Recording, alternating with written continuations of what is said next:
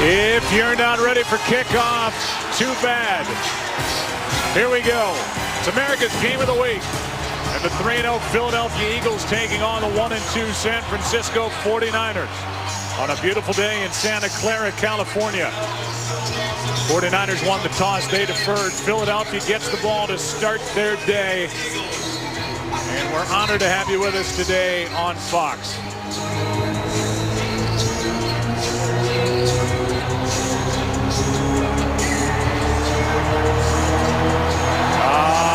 Away we go. With Polk, who had a 102-yarder last week. He's going to take it out. And get knocked out near the 20. Jimmy Ward on the tackle. And how about Nick Foles? He leads the NFL in passing yardage. We were there last week in Philadelphia, where once again he proved just how tough he is. Had a great game last week in that win over Washington. I was wondering how he would get through this week because of the pounding that he took in that ball game, but he did not miss any practice time during the week.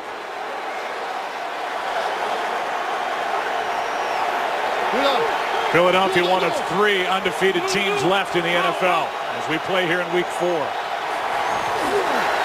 Quick setup and throw. Macklin, who had a big week last week, is going to be wrapped up right at the 30-yard line. He picks up 9. Patrick Willis on the stop. And while it's a 3-0 Philadelphia team with their hurry-up approach, you've got a 1-2 San Francisco team. And the feeling around here is this is a must-win. Pass is incomplete for Macklin. 3rd and 1 coming up. That defense for San Francisco going to get after an offensive line that's had a number of changes. Totally different look here in week 4. Well, the only guy playing the position that was anticipated coming into this season is left tackle Jason Peters. I think one of the big additions this week is they got Matt Tobin back at left guard. He was injured through the first 3 games. He should help him on that left side.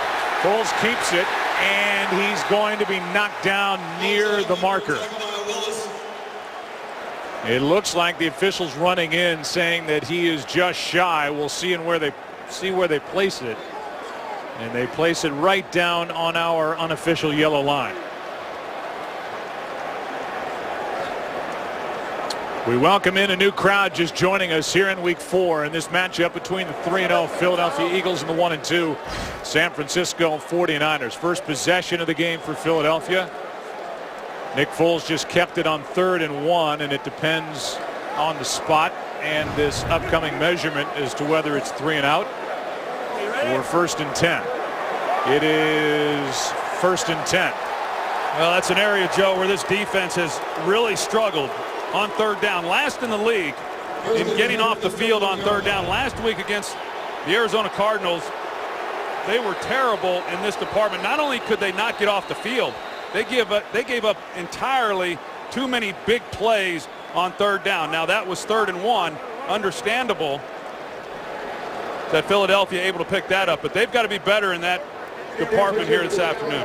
49ers. The ball went beyond the line of game. And Jim Harbaugh, they're going to use an early challenge here within the first minute of the game. We'll take a look. Ed Hockley will take a look. New York will take a look. We'll get the call when we come back. Today's game is sponsored by Southwest Airlines. Without a heart, it's just a machine.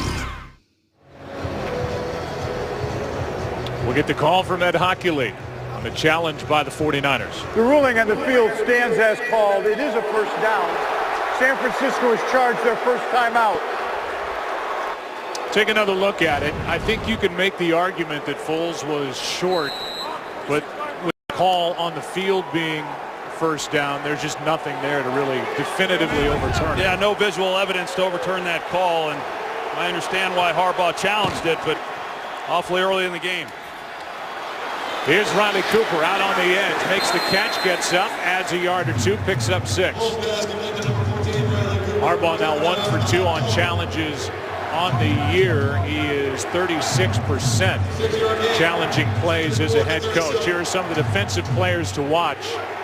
Antoine Bethea on the back end of it, playing with a bad ankle. Play action from Foles, going to air it out. It's got Selleck, but he overthrows it. Working on Jimmy Ward, the rookie nickel corner. Slot corner, and Ward was there. Pass was a little too much. This is an area where San Francisco has not been very good defensively. You look at the amount of time that Nick Foles has in the pocket. Only 2 guys on this defense have sacks through the first 3 games. Justin Smith and Ahmad Brooks.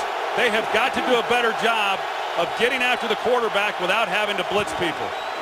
On third down now, Nick Foles floating it and out of the reach of Ertz, who gets a hand on him, but no flag. Michael Wilhoit was there defending, and after that initial first down, it's time for the Eagles to punt. Yeah, so a good job defensively of being able to get off the field. They give up the 3rd and 1, but then on the next third down, they're able to make a key stop and force a punt. So Donnie Jones will hit it. He's struggled a bit this season. This is a good punt. This is the rookie Ellington, and he's tripped up shy of the 20. Downfield was Acho who made the tackle. San Francisco has it for the first time. Opening quarter, no score. This game is sponsored by Bud Light, who reminds fans to stay in the game and drink responsibly. Well, what do you think, Aikman? We're going to see the 49ers spread them out again like they did last week at Arizona, or are they going to get back to doing what they do? Well, I'm anticipating, Joe, although it doesn't look like it here. I expect them to pound Frank Gore much more in this game than they did last week. They play action, and the pass caught by Vernon Davis, who missed last week with a bad ankle. He gets to the 20, maybe just shy of it, wrapped up there by Malcolm Jenkins. Take a look at what they hope to get back to. Obviously, Vernon Davis, the threat at tight end, but Anthony Davis is such a big lift out at right tackle. Well, you look at him here, Joe, they go to the empty set, which they showed a lot of last week. This one just thrown away. I think, you know, you look at last week's ball game against Arizona, there was some speculation that maybe they did that empty set, 4 and 5 wide receiver sets, because they were without Vernon Davis, as you said, and Vance McDonald. But this is one of the more creative offensive teams in terms of trying to run the football. They'll bring in extra offensive linemen. They got away from the running game a little bit too much last week. And here on the first 2 plays, Frank Gore's yet to touch the ball. Unlikely to here on 3rd and 7. Now to be 3rd and 12 as Vernon Davis. False start, offense, number 85. 5-yard penalty. It's 3rd down. So while you watch the false start, Anthony Davis, who had off-season shoulder surgery, then had to deal with a bad hamstring. So he hasn't played in any of the first 3 games. And if there's a guy who brings a physical element out on the edge in that offensive line and is a tone setter, it's that number 76. 3rd down and 12.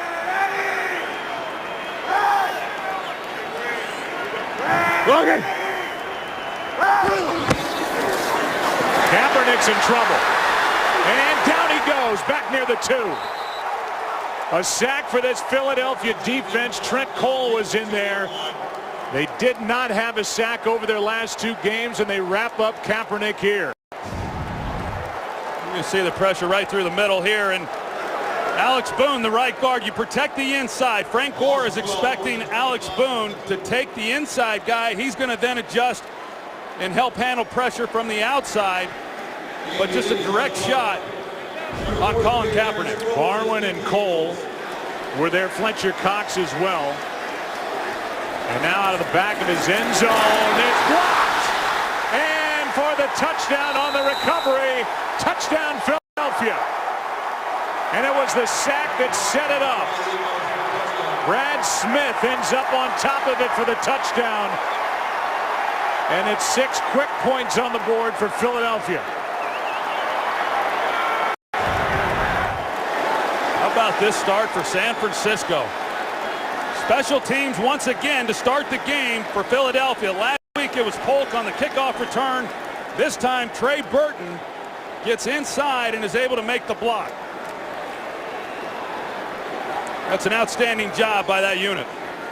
It was the sack by Cole, Barwin, and Cox that set it up. And backed up at the back of his end zone. Andy Lee had no chance. 7-0 Philadelphia. As the four-time All-Pro Andy Lee has it blocked. Brad Smith gets the touchdown. Philly on top in Santa Clara. Today's Game on Fox is sponsored by AT&T, mobilizing your world. By Pizza Hut's Bacon and Cheese Stuffed Crust. And by DirecTV. If you call yourself a sports fan, you gotta get DirecTV. Beautiful day, whether it's San Francisco or south of San Francisco in Santa Clara. For the Eagles, the first time in 345 games they've blocked a punt for a touchdown. And for Philadelphia, the second straight game the Eagles have a touchdown on special teams. This is Ellington out of the back of the end zone. And Ellington gets to the 20, that's it. Bradley Fletcher was there after a 27-yard return back to the block. Well, you'll see Dan Skuta, number 51 here. He's trying to block two guys, Burton and Brayman. But because the ball snapped on the 2-yard line, it doesn't afford Andy Lee the usual distance to get back. He's got to stay within the end zone, and it shortens up the distance that they have to get there to block the kick. It's just an outstanding job driving Skuta right into the punter. So Lee's trying to stretch out that right ankle and foot. There's the other end of it. The 49ers, who had been the only team in the NFL to score a touchdown on their opening offensive possession the first 3 weeks, give up a big sack, and now Kaepernick just throws it away. And this crowd starts to groan here at Levi's Stadium. 2nd and 10 coming up, and here are some guys to watch defensively for the 30th ranked pass defense in the NFL. Well, we've seen 4 straight passes by the 49ers, and they've yet to do anything. We also saw the Indianapolis Colts 2 weeks ago run for over 160 yards, so they've given up yardage both through the air as well as on the ground.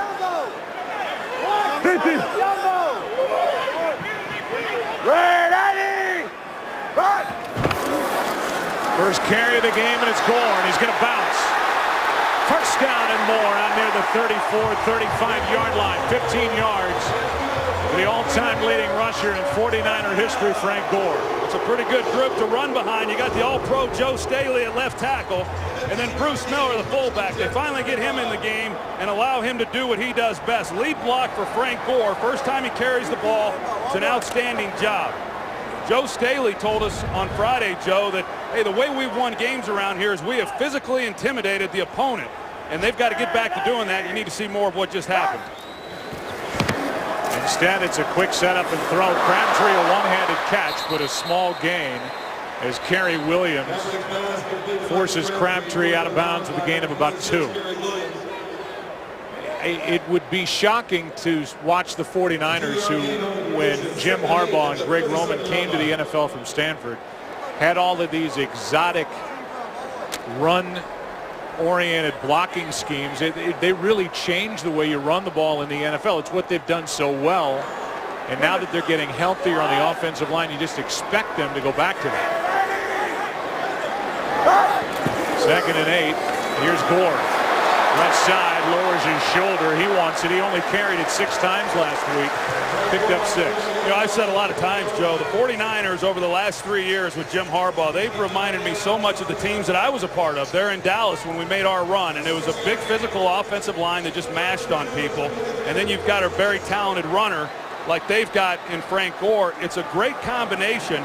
And Jim Harbaugh, as a quarterback, is a running guy, you know, with his background at Michigan.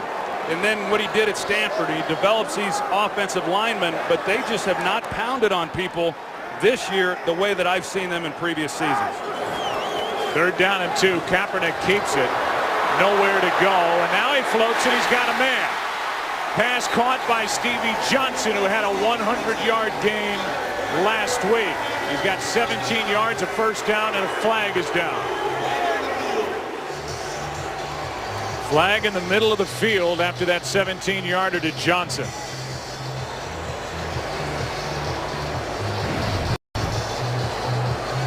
Ed Hockley sorts it out. Pass interference offense.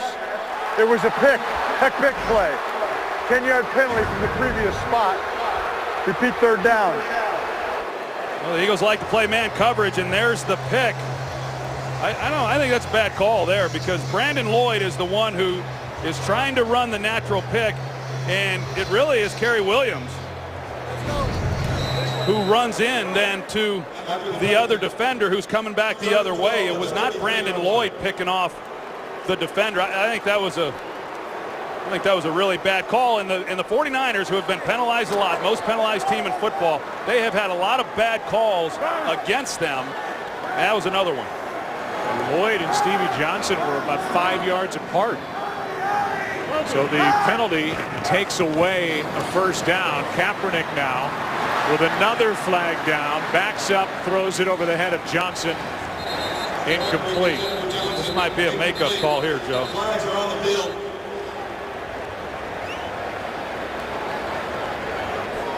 In case you're wondering, Ed Hockley has been busy throwing flags.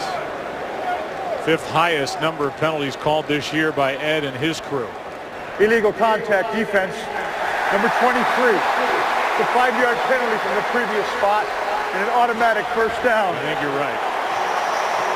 Either way, it feels like justice is served as you look at the illegal contact, and a good call against Nolan Carroll, which brings up the automatic first down. Now they're working on Michael Crabtree, who's been bothered by a bad quad this week, working on his left foot.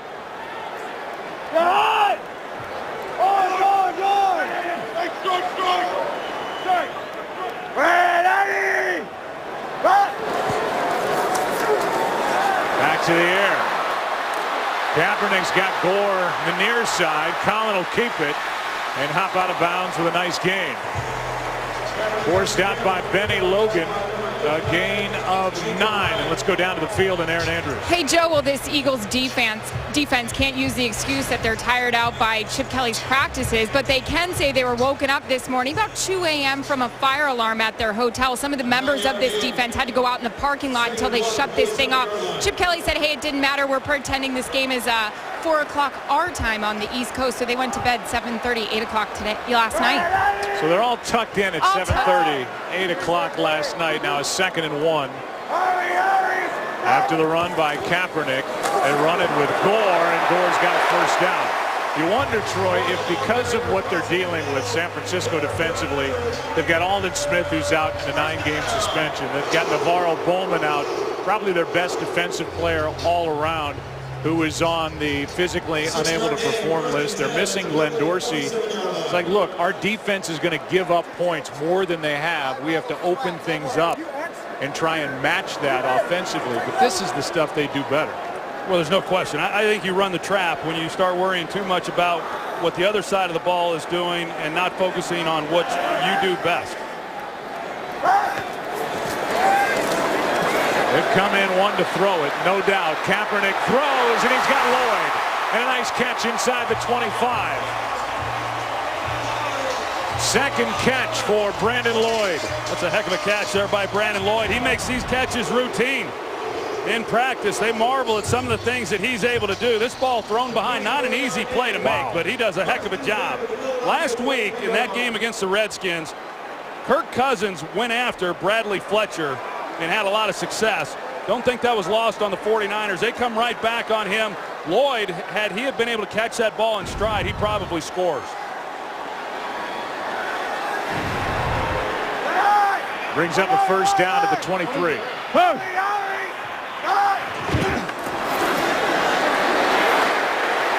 Kaepernick spins out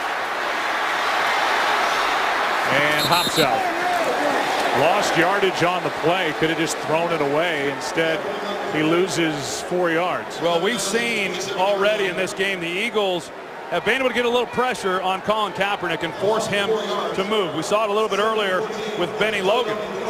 They're in the middle, and yet when he's had time in the pocket, it puts a lot of pressure on this defensive secondary to make stops, and they're just not capable of doing that. So in order for the Eagles to have success against Kaepernick when he's throwing the football, they have got to continue to get the pressure that they've had here at times. That goes down as the second sack against Kaepernick for this Philadelphia defense. Curry gets credit for it. Now 2nd and 14, Gore. Make that the rookie Carlos Hyde. So we see Carlos Hyde for the first time, a rookie running back they like a lot. Seems to be the heir apparent to Frank Gore, the 31-year-old running back. Hyde picks up 4 yards, third down coming up. Well, one of the ways you slow down that pass rush is you run the football, and the 49ers have had success when they've done that. See, they keep Hyde in, the rookie, on third down, not worried about his blocking.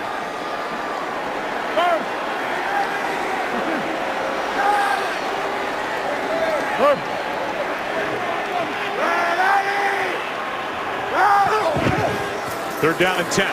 Kaepernick's got Bolden. Anquan Bolden has fought his way for a first down.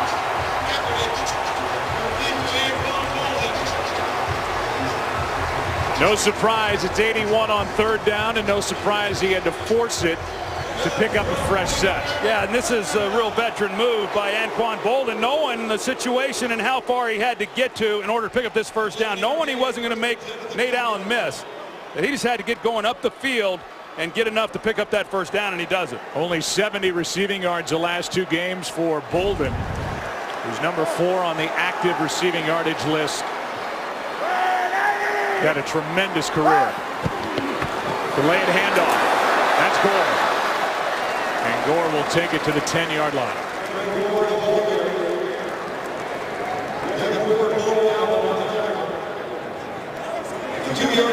It's been a series of injuries for Crabtree. Last year played only 5 games during the regular season, coming off a torn Achilles. And he is nicked up a lot. Free agent to be. And they're still rolling out the bottom of that left foot. 2nd and 8.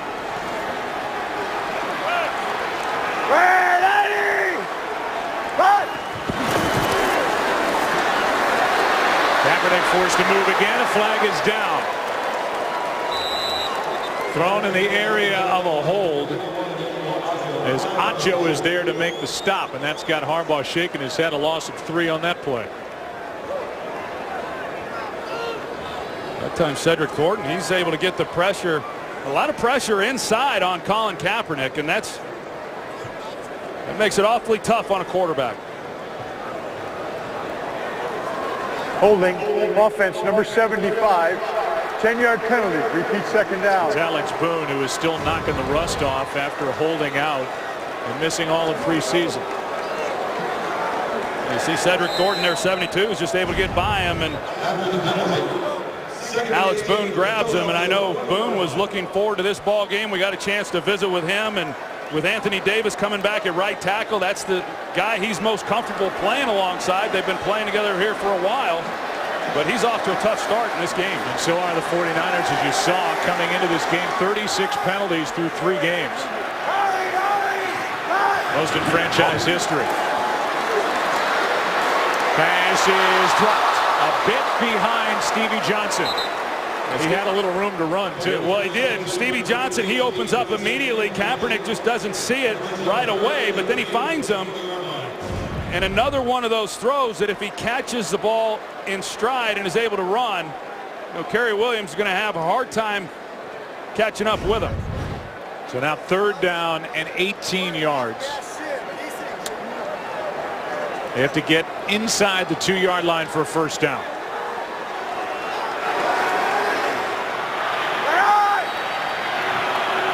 Bravo!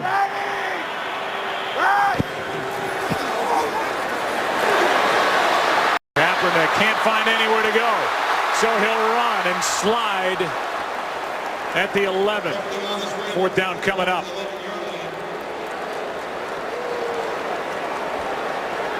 Well, just good coverage that time in Philadelphia. You typically see a lot of single coverage by their secondary, but because of the situation, 3rd and long, they gave some help to the outside, and Colin Kaepernick just had nowhere to go with the ball. 49ers cut Kevin McDermott, kept Kyle Nelson as their long snapper.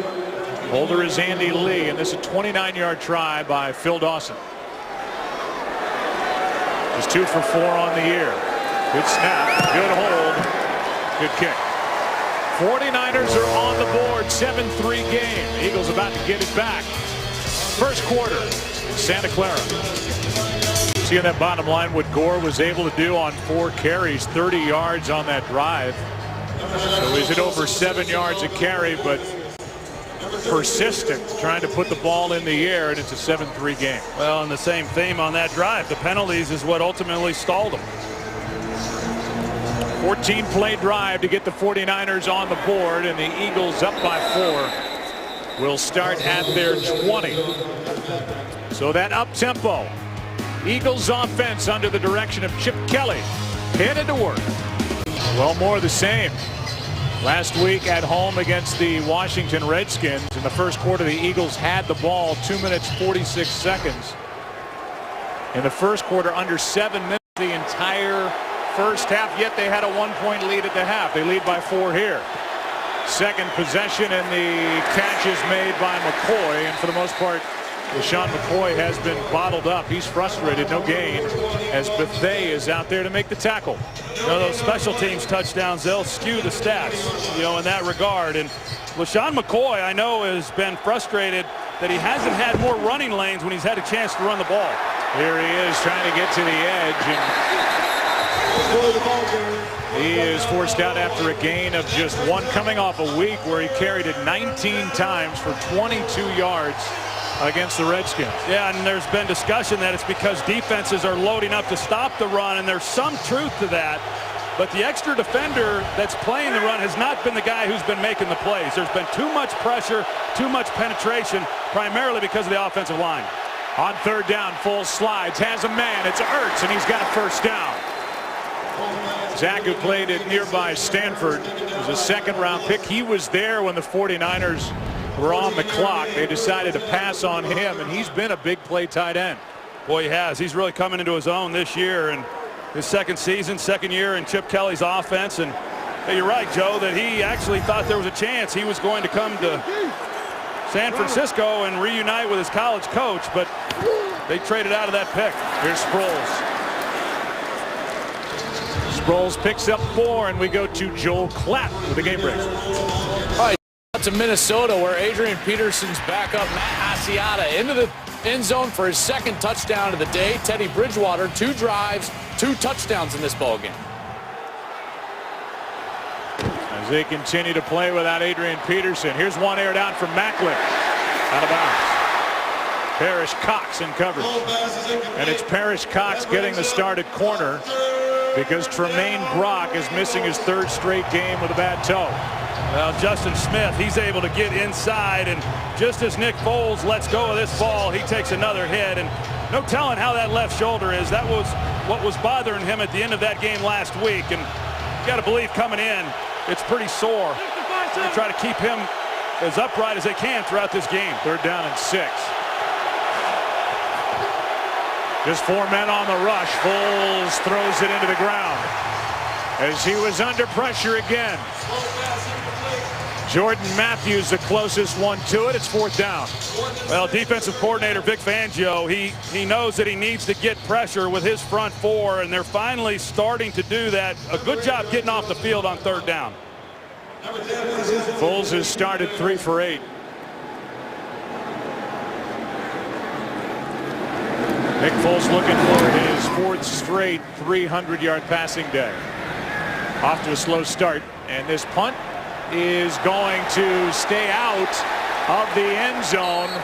It was touched with a player in the end zone, Trey Burton, and it's a touchback. Well, Burton makes a great play on the block punt earlier. This time, just leave it alone. You know, these guys come sliding in and to get the ball, and the ball was not going to go into the end zone, but Burton, you see, his right knee is on the line. It's a touchback. So the 49ers down by 4 will start at their 20. Late stages, first quarter. This could be a big loss for the Philadelphia Eagles secondary. Brandon Boykin, who was a playmaker last year, had 6 interceptions, gets a little shove from Dante Johnson, and then goes down grabbing at the back of his right leg. Well, that hurts them. It weakens them in the secondary as their nickel corner, and a guy who's played pretty well. He's their slot defender. He's on the field a lot with a lot of these 3 wides and 4 wide sets that offenses run. In fact, he's played well enough that defensive coordinator Bill Davis had to answer questions all week long as to whether or not he should be a starting corner. I don't know if we're going to see him the rest of this game. The player who recovered it was touching the end zone. By rule, that's a touchback. First down. Eddie Hockley with the extra explanation. It's a touchback because the leg of Burton was on the line. Be alert! Be alert! Here's Gore. Frank Gore picks up 4, and we go down for a report on Michael Crabtree to Erin Andrews. And the 49ers without Michael Crabtree. He left the field for the locker room. He missed their last offensive drive sitting on the bench. He had his cleat on, cleat off. They were trying to roll out that left foot. Still no word. They're saying he is questionable to return. Obviously, one of their big weapons on the outside, Michael Crabtree. So he's getting looked at. 2nd and 6. Word on Boykin is questionable for his return. It is the hamstring. Kaepernick down the middle for Davis, knocked away. And a very good defensive play is made by Earl Wolff. You talk about threading the needle by this throw with Colin Kaepernick. There was not a lot of places to throw this one. Good underneath coverage in the zone, and Kaepernick lays it beautifully for Vernon Davis to try to make a play on this ball. He's just unable to make it, but one that he should catch. Well, Wolff did a good job of getting his hand in there and knocking it away. And there goes Brandon Boykin walking off before 3rd and 6, under a minute to go, first quarter. Mike, we good. Hey, Coach Jack! Hang in there. Extra men on the rush. Kaepernick steps through it. Flag is down. Kaepernick is out of bounds across the 45. But a flag is thrown on the play.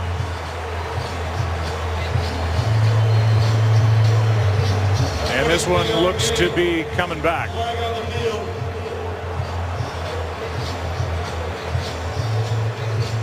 Another penalty that kills a first down.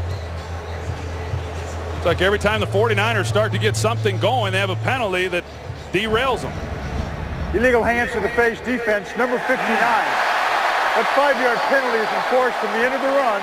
First down. With everybody moving back toward the previous line of scrimmage, Ed Hockley throws a little wrinkle into it and says illegal hands to the face right in the middle of your screen, with D'Amico Ryans and Frank Gore.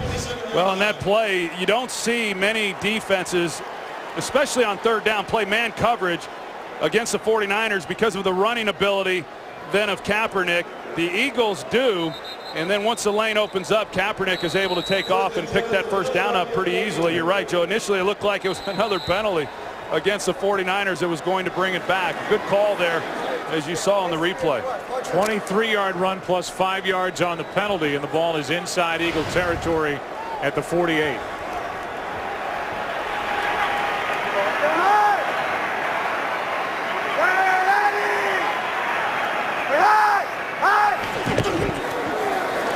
Kaepernick keeps it again, and down he goes in the arms of Brandon Graham. And that is sack number 3 today for the Eagles defense, as they did not have a sack over the last 2 games. Graham got him, and now a player is down, and that's Anthony Davis, who the 49ers just got back.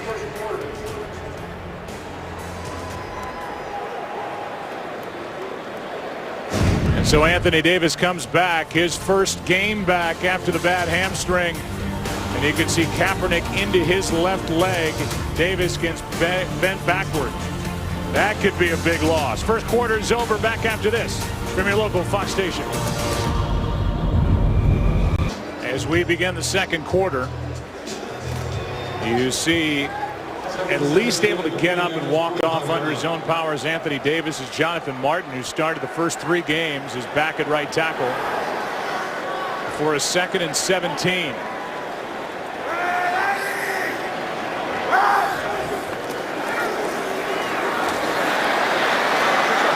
Kaepernick out to his left, throws across the field. Gore left all alone.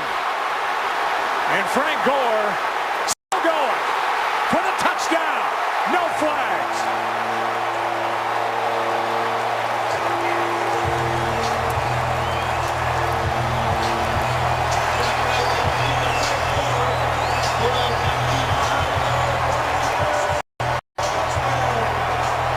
Let's get you smiling up here. How about that play? You don't see many better than that. What's Colin Kaepernick is he can't find anybody open. Frank Gore initially is in the backfield. He just leaks out. He's helping in protection. He's thinking he's not even a part of the play, and Kaepernick, with nowhere to go, finally spots him, and to make that throw all the way across the field while running to your left, it shows you what kind of athlete Kaepernick is. And then Gore shoves away Earl Wolf and goes in for the touchdown, and like that, on a 55-yard touchdown catch and run for Frank Gore, a career long, the 49ers now lead by 3.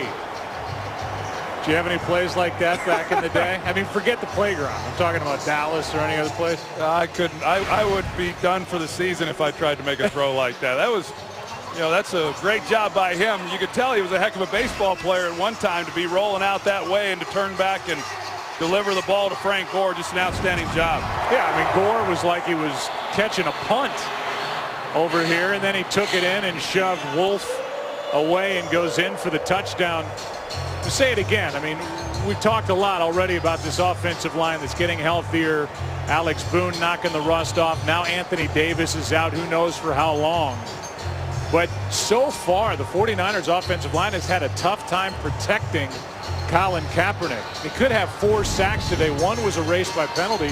Talking about Philadelphia, you know those offensive linemen are dying to just rear back and start run blocking again. Yeah, I mean, we talked to Joe Staley, and you can tell that, you know, they want to pound people. I've never been around an offensive lineman that doesn't like to run the football, and they've come out here again in this game, and they're spreading people out, and they're throwing the ball. They've had success running the football. You know, this is a 49ers team that is in a bit of disarray through the first 3 weeks of this season, and it's a veteran group. They know how to win, and they need to find a way to win in this game today. Here is Polk, chance to return it from a couple yards deep in the end zone. He got knocked down by his own player, able to get up and at least get it to the 15-yard line. James Casey on the stop. That's who Polk banged into and then was able to get up and get a couple of extra yards. Well, we will begin game 1 starting on Friday. And we look at the matchups. The Cardinals and the Dodgers, we know that. And then the one-game play-in between San Francisco and Pittsburgh for the right to take on the #1 seed in the National League, the Washington Nationals. It starts on Fox Sports 1. You're pulling double duty next week, right? Yes. Game 1 in Los Angeles, and then to Denver for the Cardinals and the Denver Broncos. Here is LaShawn McCoy, a gain of 1, and we look at some of the numbers through 1 quarter, and the total yards dominated by San Francisco. Phillies hardly had the ball. Pulls out to his left. There's going to be a hold against Philadelphia. Cooper makes the catch, but this one's coming back. That was as obvious as they get. Holding offense, number 63. Half the distance to the goal. They keep second down. They get David Molk, who along with Matt Tobin is making his first NFL start. Yeah, he's right there at center. He comes in and he replaces Jason Kelsey, who's an outstanding player in this league. And you know, it's tough duty for him. Molk, who is a pretty accomplished player in college. Just 2 years ago, he was regarded as the top center in college. He won the Dave Remington Award. He was out of football last season, coaching high school ball. But he's a guy who can do some things getting up to the next level. He's got great quickness. He's played some guard. Center is his most natural position because of experience in college. Pass is caught by Matthews, and the rookie Jordan Matthews with flags down gets it out to the 23.5, a gain of 16. But a flag is down yet again.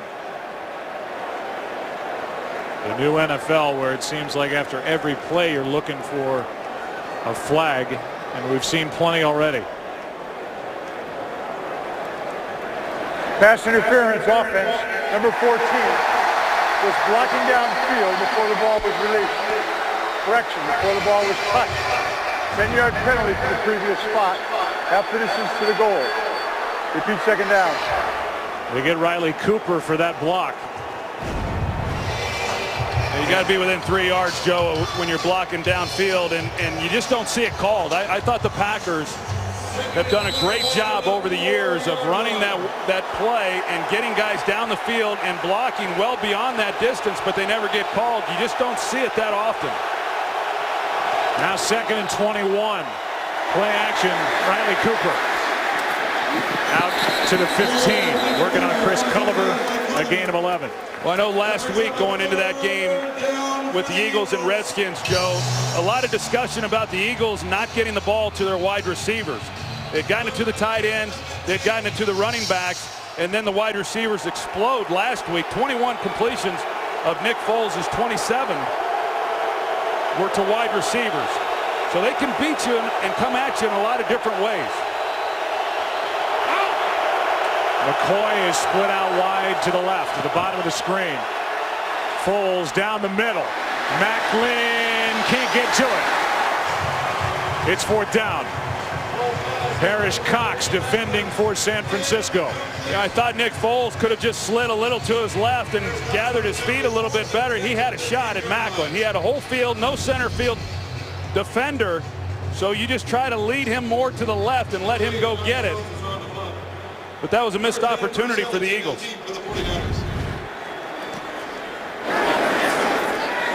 Here is Ellington. No fair catch, and Ellington gets brought down immediately by Brian Bremen. Nothing on the return. 49ers have it. They lead by 3. Today's Game on Fox is sponsored by Chevrolet. Find new roads. By KFC, the world's best chicken. How do you KFC? And by T-Mobile. They spared no expense in this beautiful new stadium, Santa Clara, California, Levi's Stadium. Best starting field position for the 49ers.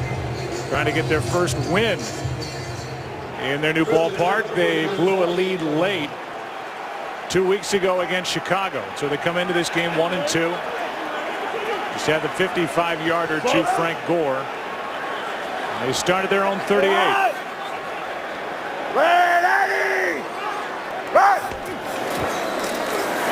Here's Gore. Still rolling to the 45. Gain of 7. Frank Gore, the ball carrier, after the 45. Well, we talk about the 49ers run game and all the variations that they give you, and you know they'll play the unbalanced stuff. You see Joe Staley, he starts like he's going to be at tight end. He shifts back over to his natural position at left tackle. They bring Bruce Miller then over and then motion Vernon Davis, and it stresses a defense in knowing where the strength of the offense is going to end up before the snap.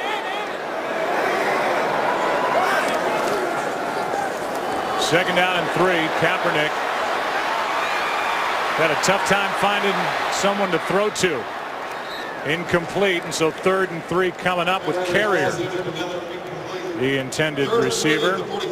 Aaron Rodgers said, I've got 5 letters for Packer fans. R-E-L-A-X. And I guess he was right. Look what he did. And for as good as Aaron Rodgers was, Jay Cutler looked as bad on the other end.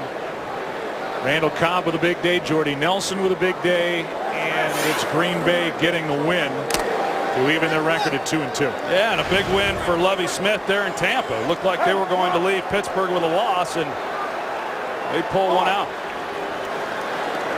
First for Lovie. Now the head coach in Tampa Bay on 3rd down. Pass is picked off. Thrown right into the waiting arms of Malcolm Jenkins. And Jenkins has got his 3rd pick. Still going. Jenkins for the touchdown.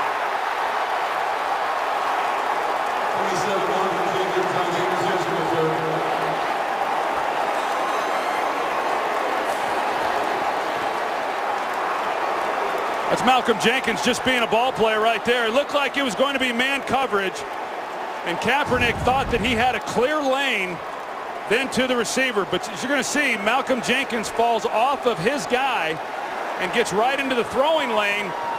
Kaepernick doesn't see him, and another big play by Malcolm Jenkins for the third consecutive week. Boy, Howie Roseman and the front office for the Philadelphia Eagles have to be thrilled with what they're getting out of a free agent pickup from the Saints. Came into the league as a corner out of Ohio State. He's still young. He's only 26. And he's the quarterback of that back end for the Eagles. He has got all 3 interceptions for the Philadelphia defense, and now he's got a touchdown. And with that, the Eagles on America's Game of the Week, they lead it by 4. Well, Malcolm Jenkins has his 4th career touchdown. He's got his 3rd interception. And for Colin Kaepernick, he throws his first career regular season pick 6 to put Philadelphia on top. Here's Ellington, crosses the 20, not much more, to the 22, back to the touchdown. Well, Bill Davis draws up the zone blitz. They're going to bring the blitz here, and so Colin Kaepernick believes he's got the slant route to the outside receiver because it's going to be man coverage. But Jenkins right here falls off of his receiver because they're not playing man. He's got the underneath zone coverage, and he's right there, and Kaepernick expecting Malcolm Jenkins to continue on that route in coverage. Steals him one for a touchdown. I did not know you back when you were winning Super Bowls with Dallas. But I can say I've never been more proud of you than I am right now for what you just did with the telestrator. Well, the Foxies are proud too, so they got their money's worth on that one. On first down, Kaepernick. He is going to hit Bolden. And Anquan Bolden's got a first down for San Francisco. D'Amico Ryans on the tackle after a gain of 11. Well, now we'll see. You take a look at what's happened here, and Vic Fangio and his defense has done a good job. They give up a touchdown on special teams with a blocked punt. And then you've got the return by Malcolm Jenkins, and the 49ers continue to just shoot themselves in the foot with poor play that has them at a deficit here in this first half. Yeah, it hasn't been the offense of Chip Kelly. It's been special teams and the defense for the 14 points.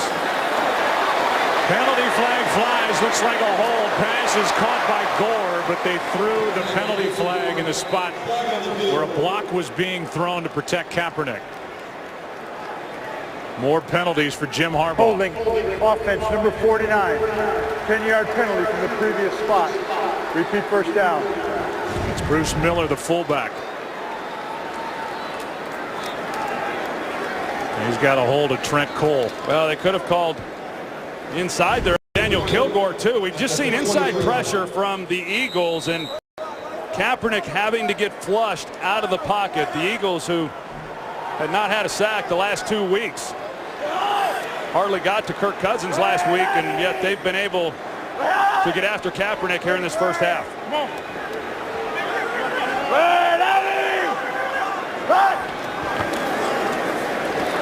Here is Gore. You can just tell by the way, and not to say that he doesn't run hard every time he gets his hands on the ball, but this guy wants the ball and wants to start running it like they've done for years here in San Francisco. Hey, they've been trying to put him out to pasture here for the last couple of years. I'm a big fan of Frank Gore. He's a tough guy. He's a great teammate as well. I know he was frustrated last week with just 6 carries. You know, he can make a lot of things happen, and good things tend to happen when he has the ball in his arms.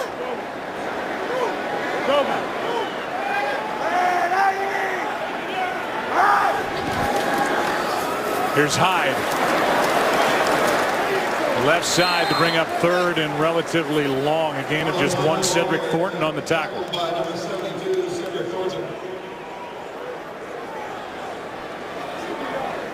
So 3rd down and 7 with under 10 to play in the opening half here in Santa Clara.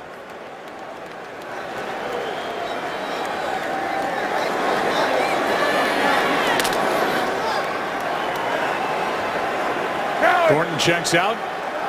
Kaepernick in the shotgun.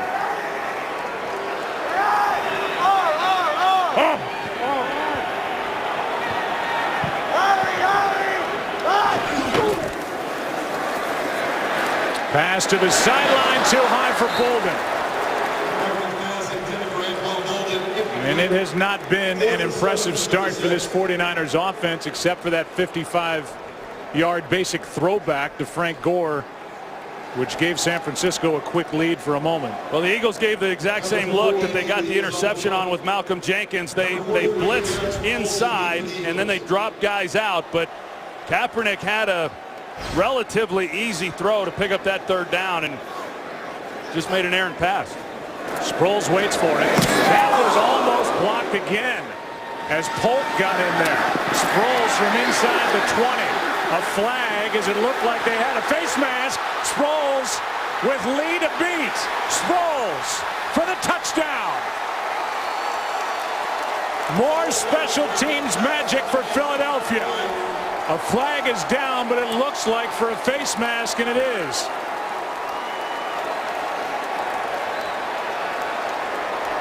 It was almost blocked by Polk, and then Darren Sproles takes it 82 yards for the touchdown. During the return, personal foul, face mask by San Francisco, number 14. The touchdown is good. That 15-yard penalty will be enforced on the kickoff. How about this, Joe? There's the face mask. A good call.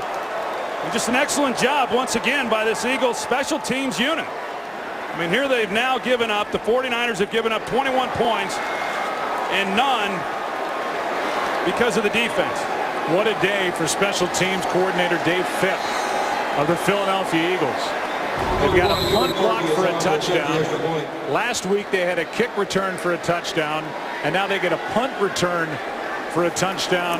Fourth in the career of Darren Sproles, and it's 82 yards to open up the lead to 21-10. Sproles, what a difference maker. What a trade that was. Eagles undefeated, up by 11. Today's game is sponsored by Microsoft Surface, the official tablet of the NFL. Let's go back to last week with that brawl that broke out on the sideline in the fourth quarter. That hit by Chris Baker into the quarterback Nick Foles.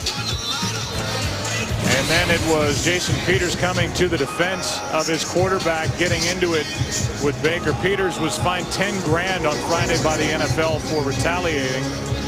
Chris Baker was fined, but not for the hit.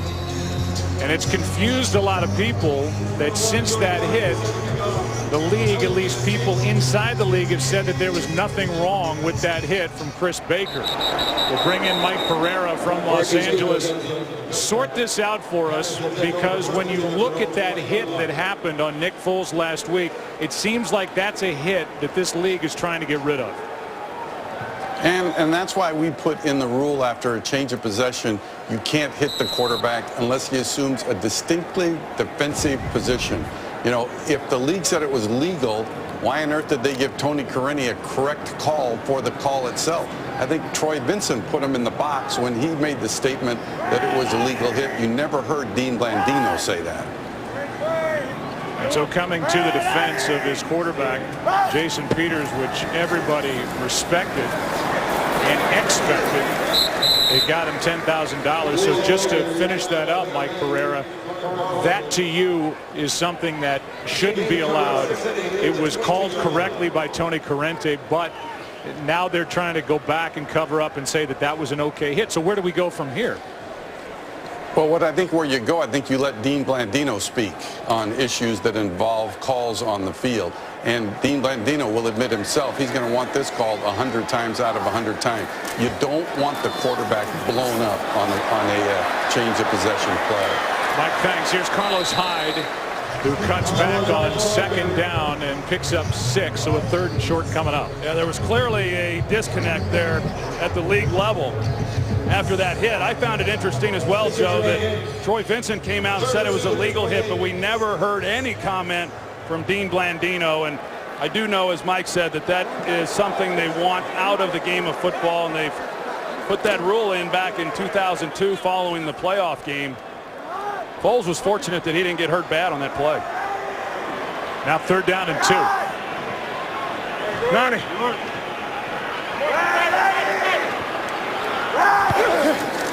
Extra men on a blitz. Kaepernick out to his left. Pass is off the hands of Crabtree, but a flag comes in late.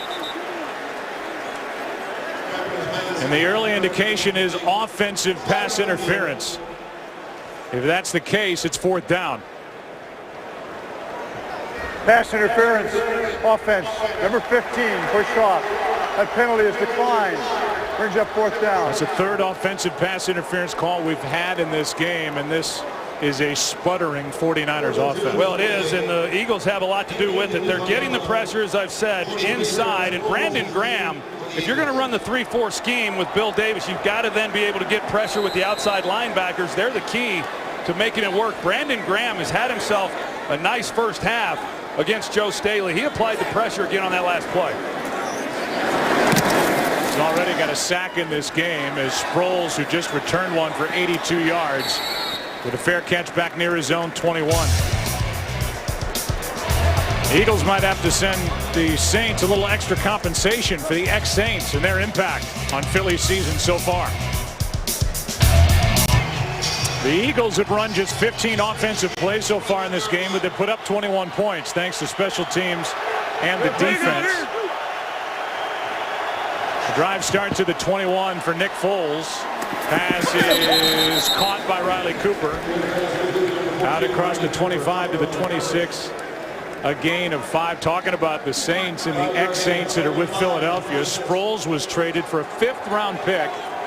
He's got an 82-yard punt return for a touchdown. He's been so valuable already. And Malcolm Jenkins, the former safety in New Orleans, has an interception return for a touchdown in this game. And McCoy just can't get it going. As Ahmad Brooks makes the play, no gain, 3rd down coming up.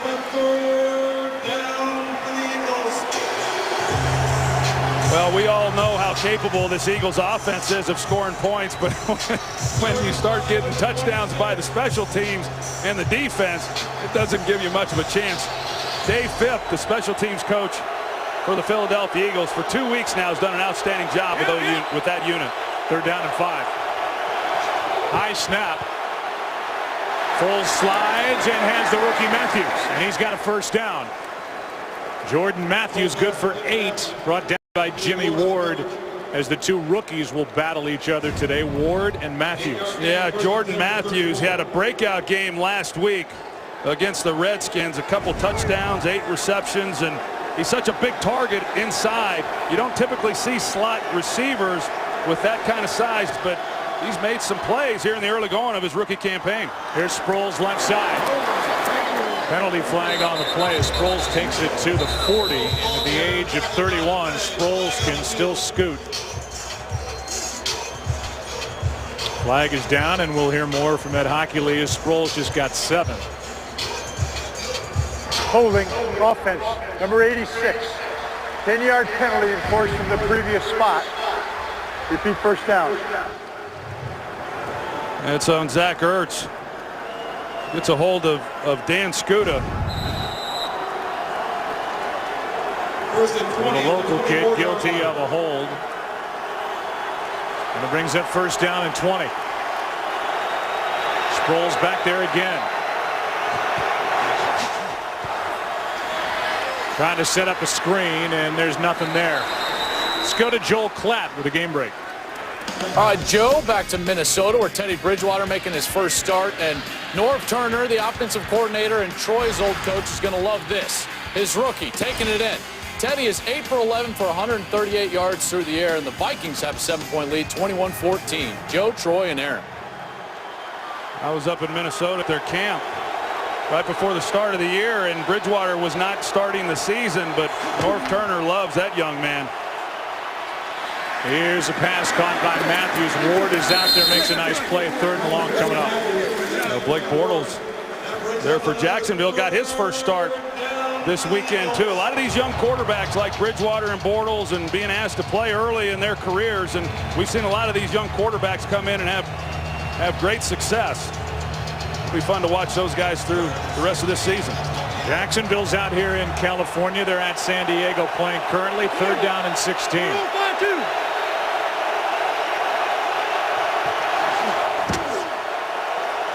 Foles protected. Time runs out. Pass incomplete. 4th down. And a good job by this 49ers defense to force a punt from Donnie Jones. Yeah, they've done a nice job. I mean, they've been able to get off the field on 3rd down, and they're corralling an offense that is difficult to do. Bruce Ellington, the rookie, waiting for it. Average 8.5 yards per punt return. Beauty by Jones. Ellington back near the 11 or 12. Had a little room to run. Out across the 30, and good starting field position for San Francisco as they trail by 11. The battle to stop evil continues Monday on Fox. First, it's legendary heroes and villains in an all-new Gotham. Then brace yourself for TV's wildest ride on the new Sleepy Hollow. Check it out tomorrow beginning at 8 Eastern, 7 Central here on Fox. Special teams. The block by Burton and the touchdown for Brad Smith. That was early. And then 82 yards from Darren Sproles. Well, it's hard to win in this league, Joe, when you don't win the special teams battle. And when you're giving up touchdowns the way that the 49ers have in the special teams game, it is really hard to overcome. It'll be interesting to see if the 49ers are able to do just that. Pass caught by Bolden on 1st down. He's good for 5 with Bradley Fletcher on him. It's 4th time in Philadelphia Eagles history they've had 3 return touchdowns in a game. The other one belongs to the safety Malcolm Jenkins. He returned to pick 53 yards for a touchdown earlier in this first half. Quick! Back! Great!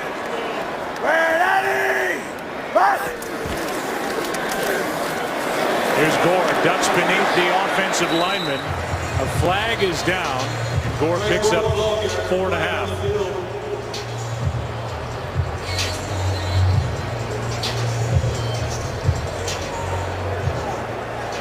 Well, we've had a lot of penalties in this game.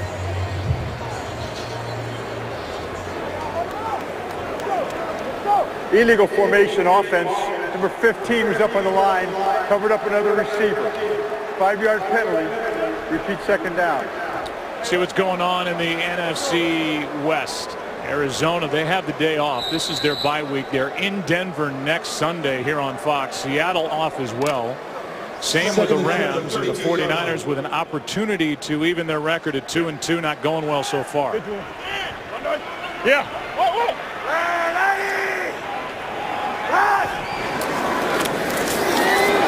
Pass is caught by Brandon Lloyd.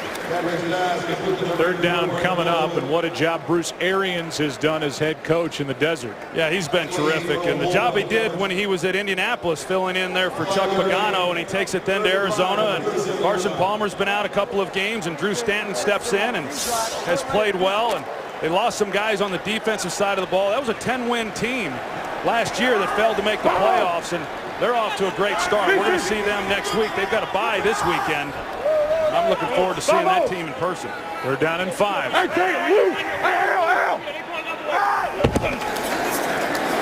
blitz off the edge. Kaepernick gets away, floats it for Bolden. What a catch! What a throw and what a catch by Anquan Bolden.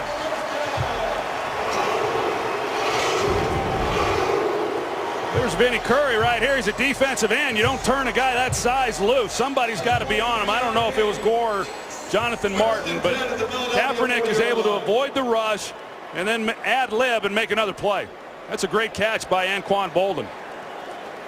It's kind of a flip throw from Kaepernick, and Bolden is there for his 4th catch. He's got 50 yards.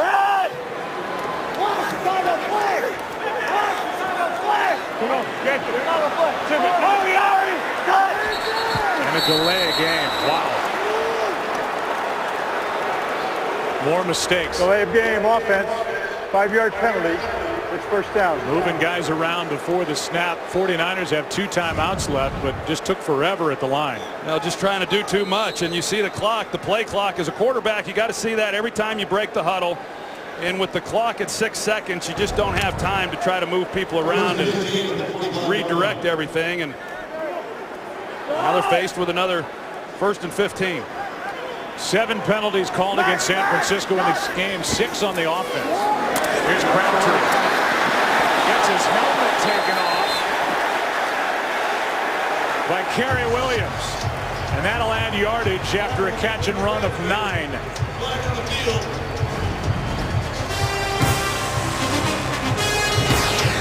And there's the left arm of Kerry Williams on the helmet. They threw the flag out there on the edge. And it'll be interesting to see if that's... There's a couple things here. First of all, the play's dead the instant somebody's helmet comes off. And secondly, there was no grab. The helmet just slid off the head of Crabtree because of the arm, not the hand of Kerry Williams. Yeah, it was not a face mask, and we'll see if they pick up the flag here. The ruling on the field is that there was not a hand in the helmet opening or the mask. The hand was simply on the top of the helmet. That is not a penalty. Therefore, there was no foul on the play. By rule, the ball is dead when the player's helmet came off. That's the 37-yard line. It's therefore second down on the 37-yard line. And this is the 2-minute warning. There you go. Ed Hockley gives it all to you. Good no call. 2 minutes left in Santa Clara. Follow your favorite team all season long. Go to itunes.com/NFL. It's a second down and 7 at the 37-yard line for number 7.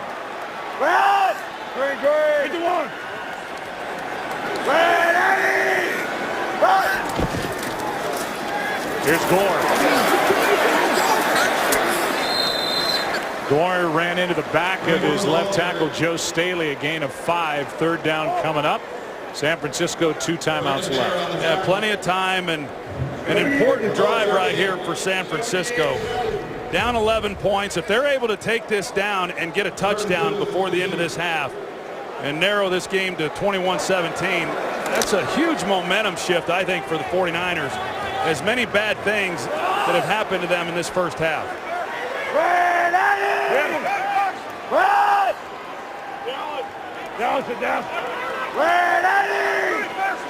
Got Big Joe Looney in motion.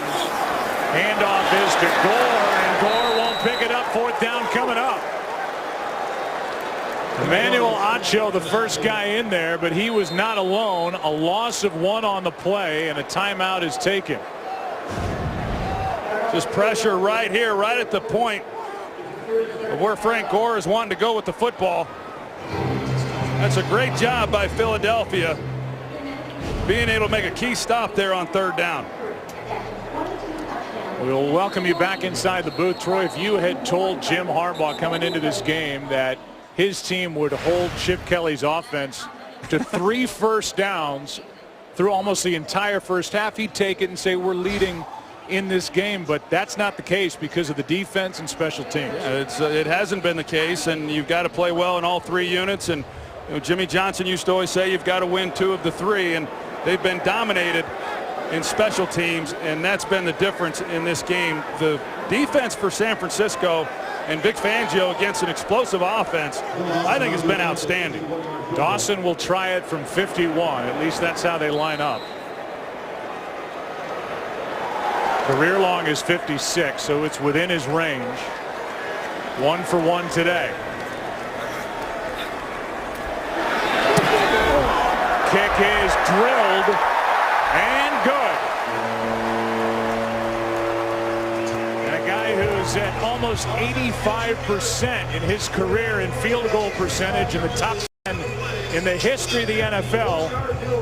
That ball might have been tipped from 51 yards away, and it still has enough to get through the uprights. Well, he pounded it. You could tell by the way the ball was spinning as it was going through that it certainly looked like something deflected it, and I think he might have got a finger on it. But for that still to get through the uprights at that distance, that's a great job. Brandon Bear got his arm on it, and it just glanced off his forearm and still went through. So there's a break for San Francisco as they trail by 8 under a minute to go, and Philadelphia will get it back with 2 timeouts remaining. And it's been a frustrating first half for the 1-2 49ers so far. What San Francisco has to hope is that they can turn the second half around. The first 3 weeks, they've scored a total of 3 points in the second half, which is hard to believe, and a big reason why they're 1-2 and blew the game against Chicago. And it looks like they'll go in trailing, barring something crazy here, by at least 8 points. Well, they've played their worst football in the second half of games, and the Eagles have played their best. The drive will start at the 20. What's coming up at halftime? We'll check in with Curt Menefee from Los Angeles. All right, coming up on the Visa halftime, the Packers bounce back behind a big day from Aaron Rodgers. Steve Smith leads the Ravens to a blowout over his former team. And finally, the Bucs show how to complete the comeback in Pittsburgh. Those highlights and more coming up on the Visa halftime. So the guys are getting set to go, and we are 59 seconds away on the game clock, away from that Visa halftime. Foles hasn't had to do much, and he starts this drive 0 for 1, looking for Darren Sproles. Well, there's no quitting Chip Kelly, is there? You know, under a minute to play, they've got a couple timeouts. That's a lot of time for this offense, but you know, you get too carried away, and then you give the ball back to San Francisco with time on the clock, and they've got 2 timeouts. If you're going to throw it and you don't complete it, San Francisco's got an opportunity once again. Foles at 44% for the game, 7 of 16. He has his 8th completion. This is Darren Sproles, but he's wrapped up 5 yards shy of a first down. And the 2 teams will let the clock go. Harbaugh was checking it and wondering himself whether or not he wanted to stop the clock and see if they could make a stop here on 3rd down. Pass is caught. Jordan Matthews. They're going to keep the clock winding. Matthews has got a first down, and Philadelphia will spend a timeout. They called their first timeout on defense prior to that 4th down, which led to the field goal. Philadelphia has a first down and 1 timeout left. And Jordan Matthews, who, as you said, Troy, had a big week last week, his coming out party, is a big-bodied, 6'3", 212-pound receiver. And he really looks like a find out of the 2nd round from Vanderbilt. Well, we talked to Chip Kelly last week, and of course with Deshaun Jackson being released, and Chip Kelly, although I think there's more to it than this, he said, I just like bigger receivers, which he does. And that was proven when they go out and they draft Jordan Matthews, because what he likes about him is they're able to get off the press coverage easier, and they really help out then in run blocking, which everyone talks about this offense. It's really based around the running game more than the passing game. Running game that's been shut down. They fake the screen right, throw the screen left to Ertz. He's got a first down across the 40, and a timeout, the final one taken by Philadelphia. 17 seconds left, and an interesting play design there from Chip Kelly.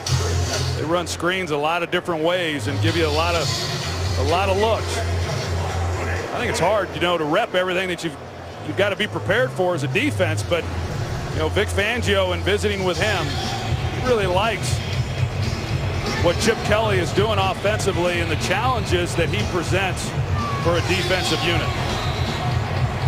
We've talked a lot about your Cowboys. You guys were not a good screen team. The Eagles have been a good screen team, first under Andy Reid and now with Chip Kelly.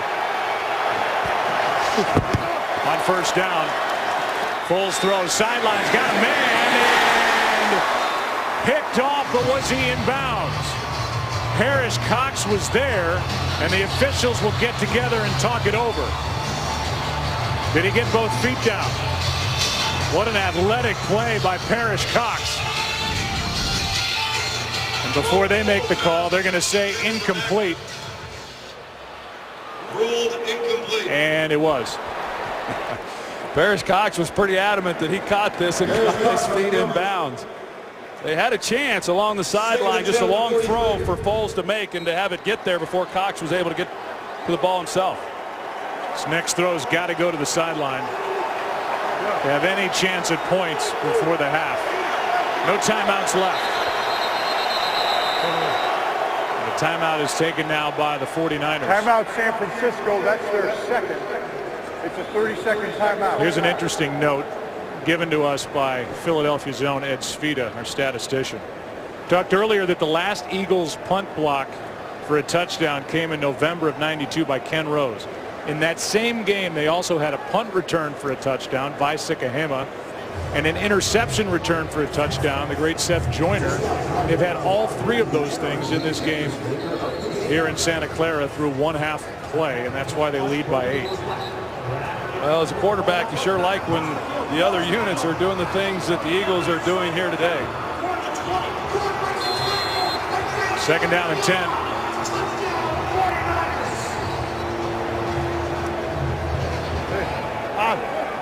In case you wonder, Cody Parkey's long is 51. He's getting it to the 33.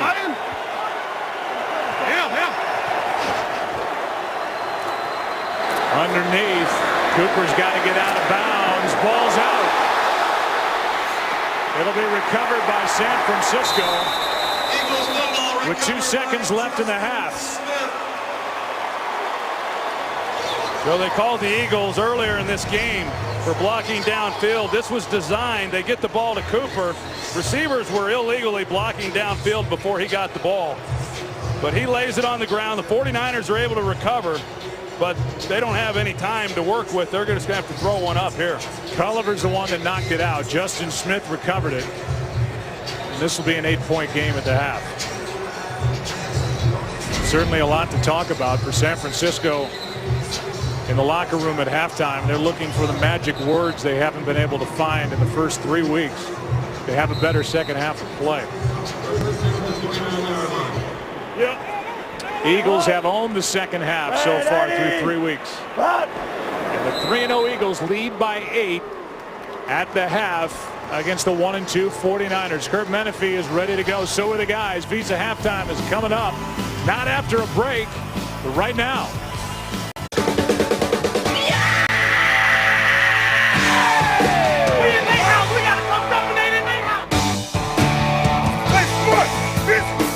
Everything you got.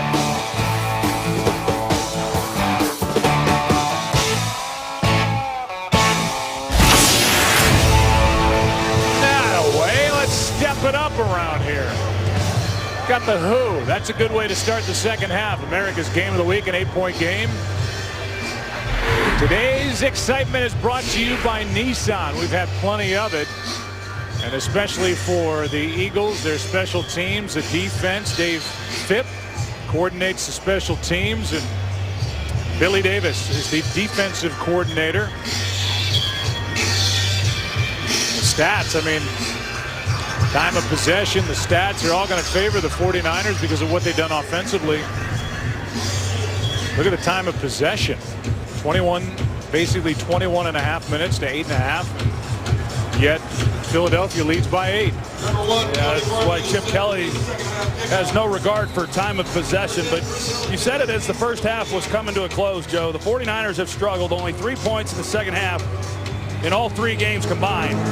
They're going to have to play a lot better here in the next 30 minutes. Yeah, while Philadelphia's just dominated play in the second half, and that's how they've won each of their first 3 games. And while they did it, they became the first team in the history of the league to trail by 10 or more points and come back and win their first 3 games of the season. They're the numbers for Kaepernick, and it just seems like they're off. You know, Jim Harbaugh, Troy, talked about that in the preseason. We're just off. We're not, and it seems like it's happening here in week 4. Yeah, they've just not been able to create any type of rhythm offensively, and they've got more weapons than they had in previous years, certainly more than they had last year. They were excited about that. They've had the issues along the offensive line. Anthony Davis out once again, but they haven't been doing the things consistently that they used to do well.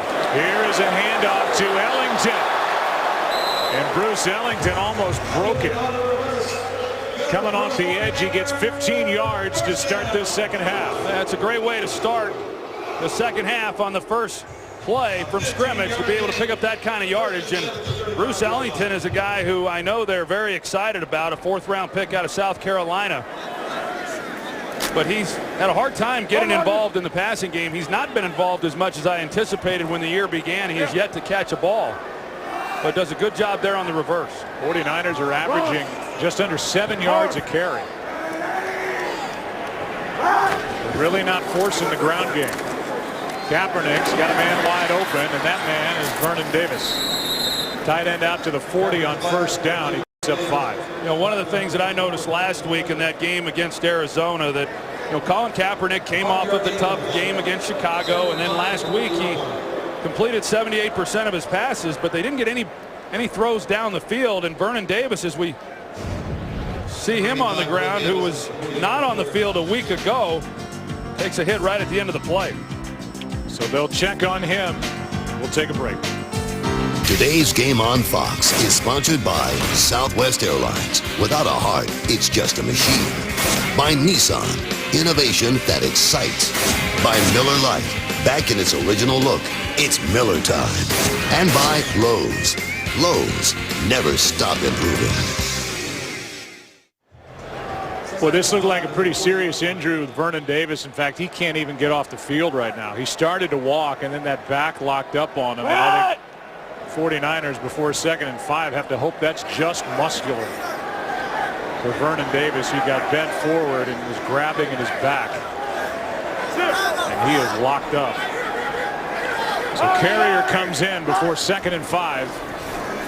They hand it to Gore. Gore is forced out of bounds after a pickup of 2. D'Amico Ryans on the tackle. 3rd down coming up. And you can see him grabbing at the low left back, and this didn't look good. No, it didn't look good as D'Amico Ryans hits him at the end. And you said it, Joe, watching him trying to get to the tunnel, to get to the locker room, he was moving very slow, and then he just had to stop a couple times and regroup. And you hope they're going to be okay for the future. Yeah, he missed last week with the ankle, but this is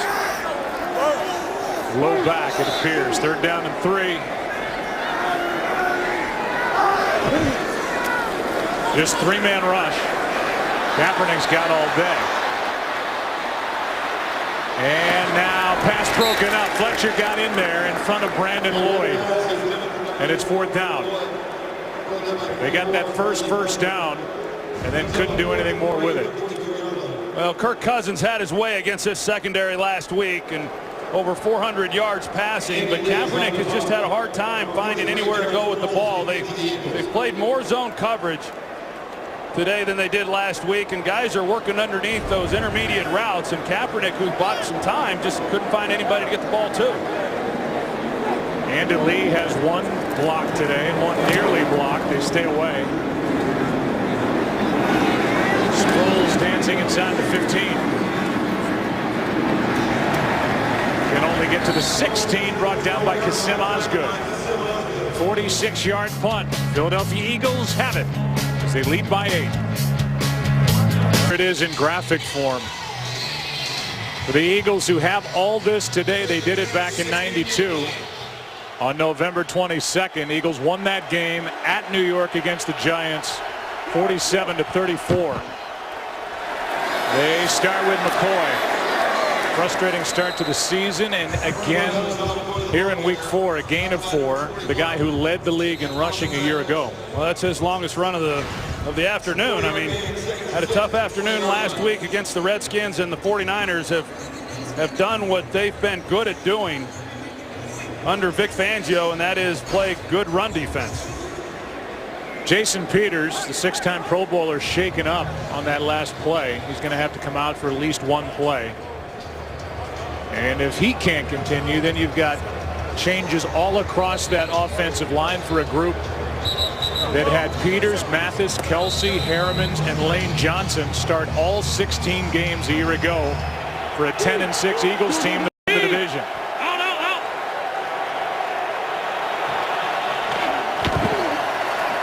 Pass caught by Ertz. He fumbled right into the arms of Paris Cox. And it belongs to the 49ers. The 49ers defensively, but he's the one who's got Ertz wrapped up and is knocking the ball loose. Paris Cox there to make a play on the ball.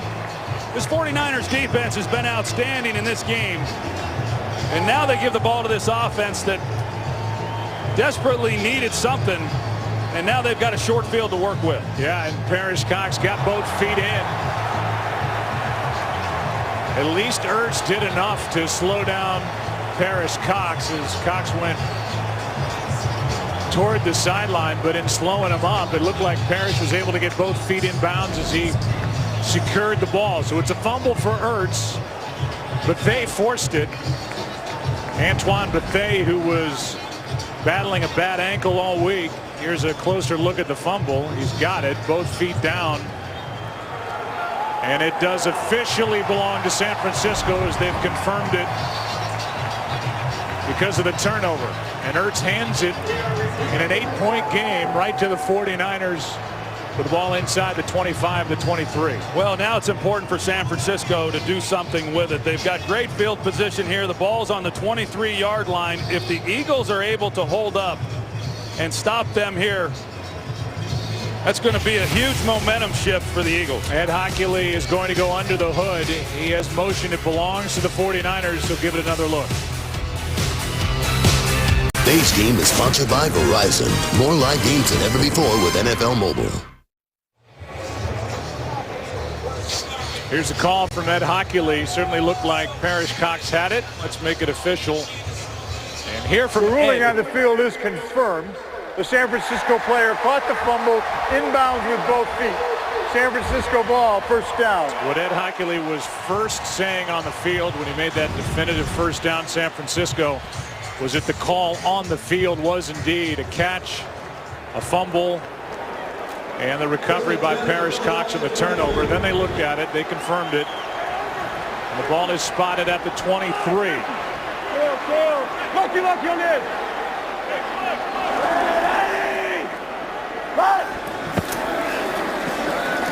Kaepernick in trouble, down he goes. Sacked again. Matthews was in there, Barwin as well. And a loss of 5, and they just will not establish the ground game.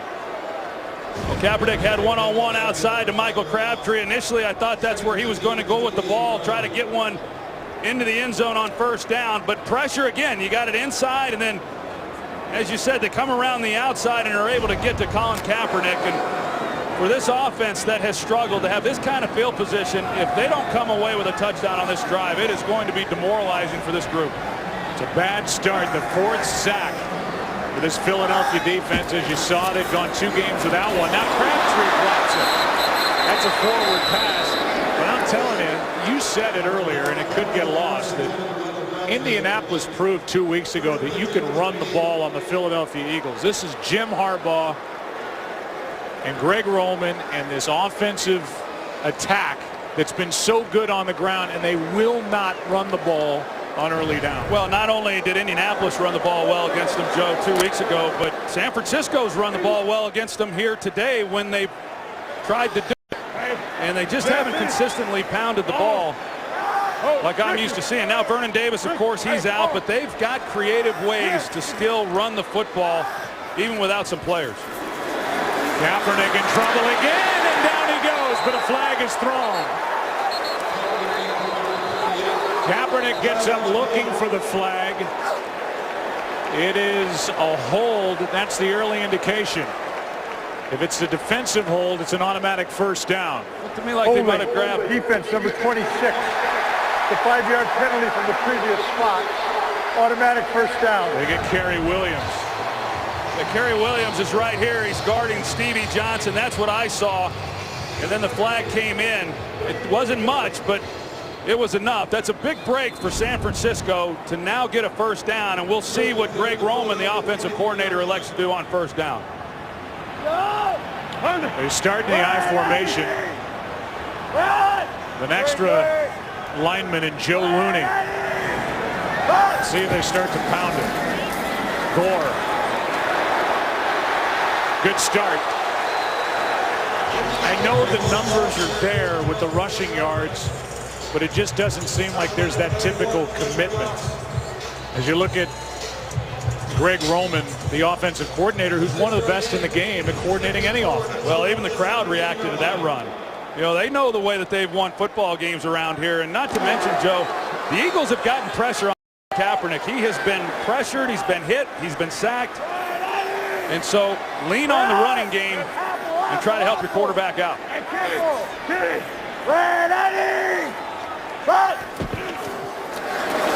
Back to Gore. Knocked down at the marker. Ball comes out, but they say he's down.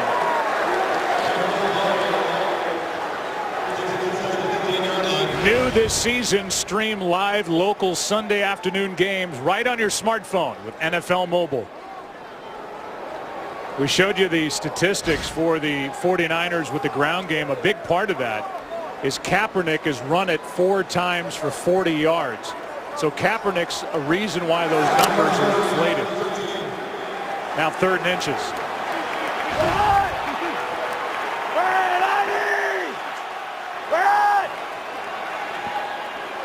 That's Looney in motion. Kaepernick has a 1st down. He's down to the 11. It looks like, Joe Looney comes in on 3rd and 1 as the extra blocker. That's not unusual, but he has checked in again. He never came off the field. He has to do that. He's staying in the game, which would make you think that they're going to run the football, but they like to do some play action off of this look also.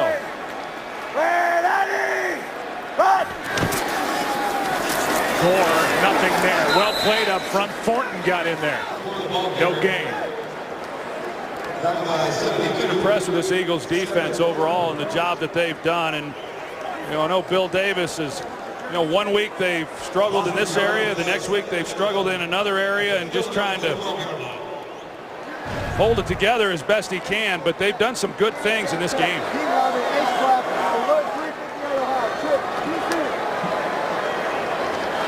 2nd down and 10.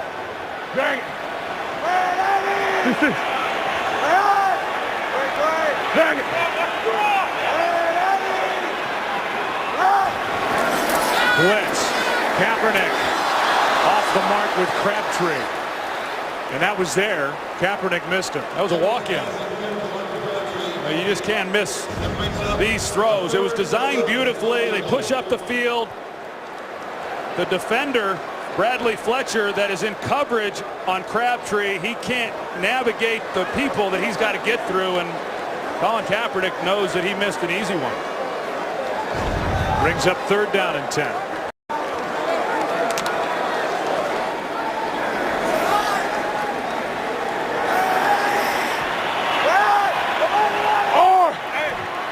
Play clock is winding down, and they have to use a timeout. And the frustration on the part of Jim Harbaugh as Kaepernick has lost track of the play clock a couple of times in this game. Don't forget, baseball's postseason moves to America's new sports network beginning Friday. Game 1 of the NLDS. As the winner of the NL wildcard game takes on the Nationals, and the Cardinals are in Los Angeles to take on the Dodgers. Fox Sports 1, your new home for baseball's National League Division and Championship Series, and it all begins on Friday. That's a big timeout for San Francisco, and you're right. Colin Kaepernick has lost track of the play clock, and boy, those come back and bite you late in the ball game, and a game like this. It's an 8-point game.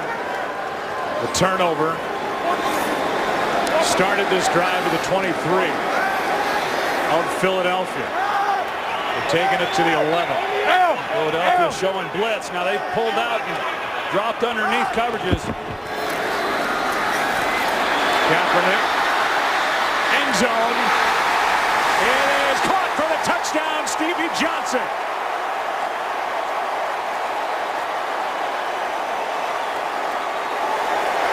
Great catch in traffic just in the end zone by the former Buffalo Bill. Great body control at the end of this play, and that's not an easy catch to make. Wow. He does get both feet down. He's got to maintain possession through the catch, through the ground. Stevie Johnson does it. It's an excellent job on his part, and Colin Kaepernick, he delivered an absolute strike, and they needed that with that field position. Had they not have come away with a touchdown on this drive, I think it would have been too demoralizing for this group. Well, that's fantastic control by Stevie Johnson to tap the toes. And the field goal unit is on for the extra point to make it a 1-point game. A lot of head coaches believe it's too early at this point to start chasing 2-point conversions. 1-point game. The drive started with a fumble by Zach Ertz, but they forced it out into the arms of Parrish Cox. And then on third down, 3rd and 10, the touchdown to Stevie Johnson. It's a 1-point game in Santa Clara. Well, you talk about coming up with a throw and a catch seemingly in the nick of time. The 49ers just got it. From Colin Kaepernick to Stevie Johnson to make it a 1-point game with 8:06 left, third quarter.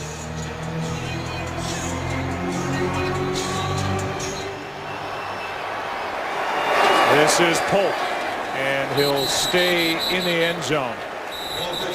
So now you've got a 1-point game. We welcome you back inside our broadcast booth, and we'll see what Philadelphia can do offensively, because to this point, they've really not done much of anything at all. No, they haven't. I mean, that was, you call it, it's such a big play there on that last possession for the 49ers. 3rd and 10, they've got to make a play, and Kaepernick delivers, and Stevie Johnson makes the catch. Now, put the pressure right back on this Eagles offense that really has not been able to get on track.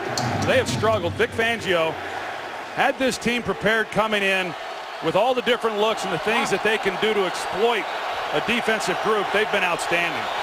Good news for Philadelphia. Jason Peters back out at left tackle. Here's McCoy, nowhere to go, so he's going to make his own running lane, and Buffet makes the play. He just forced a fumble, and now the former Indianapolis Colt is up to force McCoy out with no gain. Yeah, you think about Antoine Buffet and him being acquired in the offseason. You lose a guy like Whitner. And those safeties in this league, they're important guys. They used to just be guys that stayed deep or basically linebackers. They've got to do a lot of things with all the multiple sets that they see. On 2nd down, McCoy to the 25. 3rd down coming up. Off we go to Joel Klatt with a game break. All right, Joe, back to Minnesota, and Atlanta scratching their way back in this ball game. Devin Hester out of the backfield. Beautiful little move, breaking a tackle. He gets into the end zone. 36 yards. 27-21. Vikings still up. Joe, Troy, and Aaron. Minnesota trying to get to 2-2. Atlanta trying to get to 3-1. They're down in 5. That Devin Hester something else, isn't he? Still. Foles gets out of trouble. And will throw it. Pass broken up. And it's Chris Cook who made the play in front of Macklin. How about the possessions now? 7 for the Eagles today. They punted the first 4 times they had it, fumbled the next 2, and now they get 3 and out. Well, the Eagles offensively are not used to not moving the football and coming away with points. So the frustration level has to be building on their side of the ball right now. But I am impressed with what I've seen of the 49ers on the defensive side of the ball. This one checks up. And it's tapped down at the 35. Jordan Matthews, the rookie, with Ed Hockley looking right at it. Got hit coming across the middle by Eric Reed. 49ers have it as they trail now by 1. Every week we're rolling the clock backward. And this week we highlight the $1 million backfield. The power quartet. Forget the triplets. It's the quadruplets featuring Y.A. Tittle's arm. Team with running backs Joe Perry, John Henry Johnson, and Hugh McElhaney. They shattered rushing records the first year they were all together. All 4 as members are enshrined in the Hall of Fame. Y.A. Tittle still alive at the age of 87. Hugh McElhaney alive at the age of 85. Called him the king. How good would he be in today's wide open offense with what he was able to do? Part of the history of this great franchise with San Francisco. 49ers in the present trail by 1. And here's Gore down the sideline, and a big start to this drive. Jenkins knocked him out after a carry of 28 yards. Well, left guard Mike Iupati does an outstanding job of helping secure the edge. And then Bruce Miller leads the way with some good blocking downfield. Also at the wide receiver position in Bolden, but you've got to get the edge if you're going to be able to get outside, and Upati is able to do that to the short side of the field. Outstanding job. Longest carry of the season for Gore, who is now knocking on the door of a 100-yard day. Hurry! Cut! Hyde gets it. Penalty flag on the play, thrown by the umpire. 28 Carlos Hyde, the ball carrier. Flag on the field. We'll get the call from Ed Hockley as Hyde picked up 4.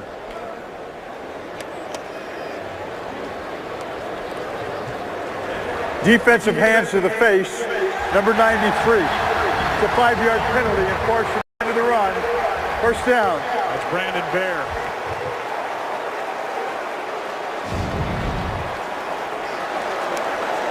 See Bear 93, and clearly the officials back there, and it's Bear who got a hold of Kilgore, but the officials back, that was an easy one for him to see. The flag came out immediately. Kaepernick sees the flag, and he thought, here we go.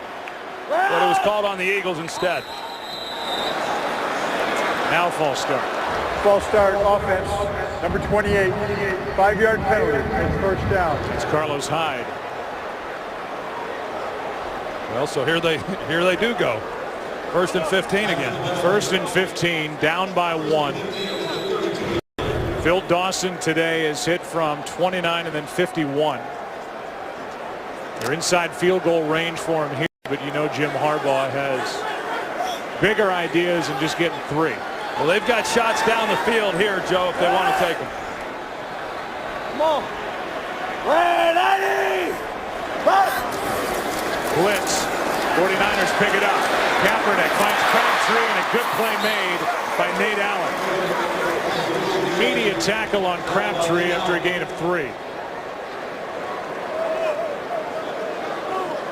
Now look at this offense, Joe, and I was saying earlier last week, Kaepernick completed 78% of his passes, but he didn't have a lot of yards to show for the number of completions that he had. Just having a hard time really getting the ball down the field.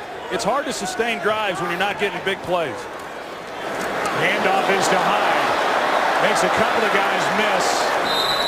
But all he can do is end up losing 2 to bring up 3rd down and long. So inside field goal range, right on the outer edges of it. Now Joe Staley is down, grabbing at the back of his right leg. They've already lost Anthony Davis for the day. We saw him get bent over backward.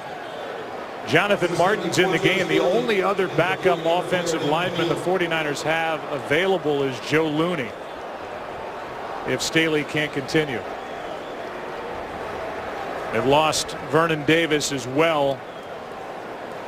And we'll look at some of the early games here in week 4 and the big performances that took place before this one got underway. Look at the day for Matthew Stafford in a win in New Jersey against the Jets. 3 total touchdowns, 2 through the air, 1 on the ground. Andrew Luck with 4 touchdown passes, and Mike Glennon getting his team down the field for that last-second win against the Steelers in Pittsburgh. Well, if you've got Andrew Luck on your fantasy team, you've got to be pretty excited right now. Yes, you would be very excited. Let's take a look at what happens with Staley, number 74. See Joe Staley, and at the end of this play, he reaches for his hamstring. You see him gimped up there.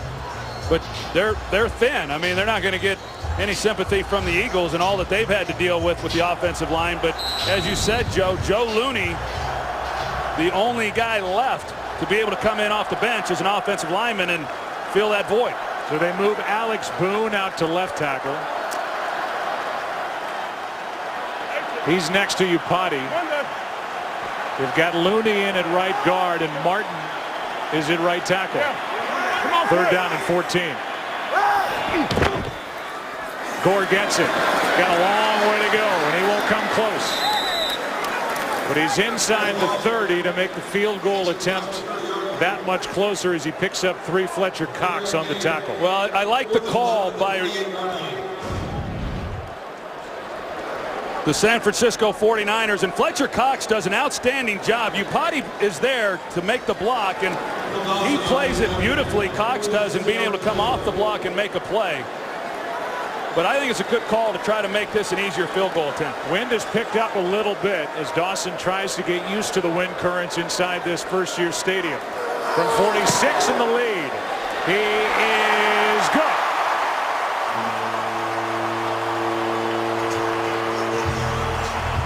And the 49ers have put up 10 points in this second half and lead by 2.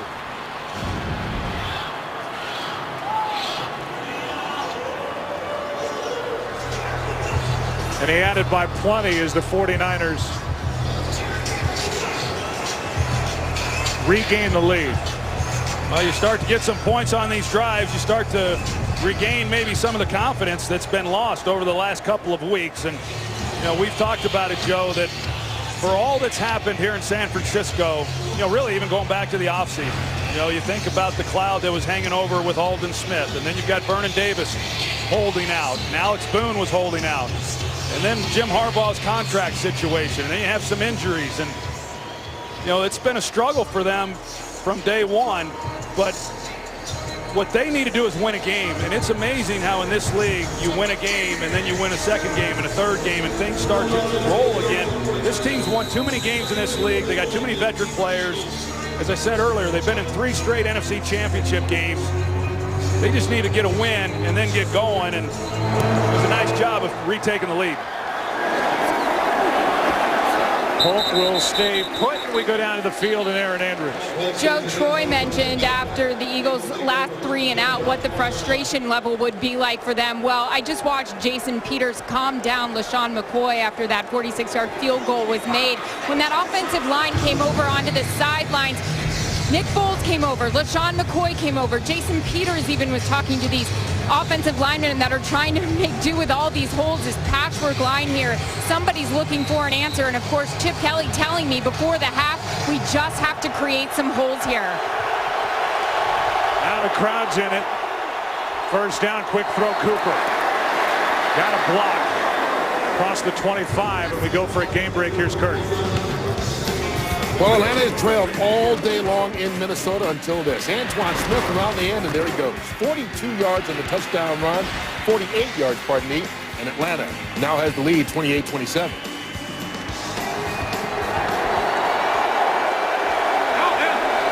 Philadelphia, 2nd and 3.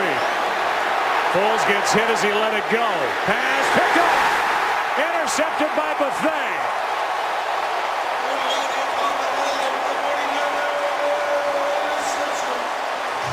Well, Foles gets blown up at the end of this play, but sometimes when you're a big play offense like the Eagles are and you're not getting the big plays, you tend to get frustrated. And as a quarterback, you then don't take what the defense gives you. There is great coverage down the field. Foles thinks he has a shot. The middle safety never leaves the middle of the field. There was nowhere to go with the ball. Late down the middle is a recipe for disaster, and that's what happens on this play. Antoine Bethea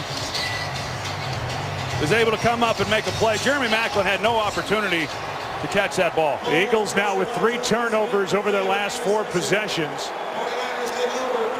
The great Justin Smith was there with the pressure. He got the hit on Nick Foles. That ball was up for grabs, and Bethea came down with it. The 2-time Pro Bowler, first year in San Francisco. Now taking over just outside their own 25. Handoff is to Gore. Under 3 minutes to go, and you think about the job the San Francisco defense has done in this game.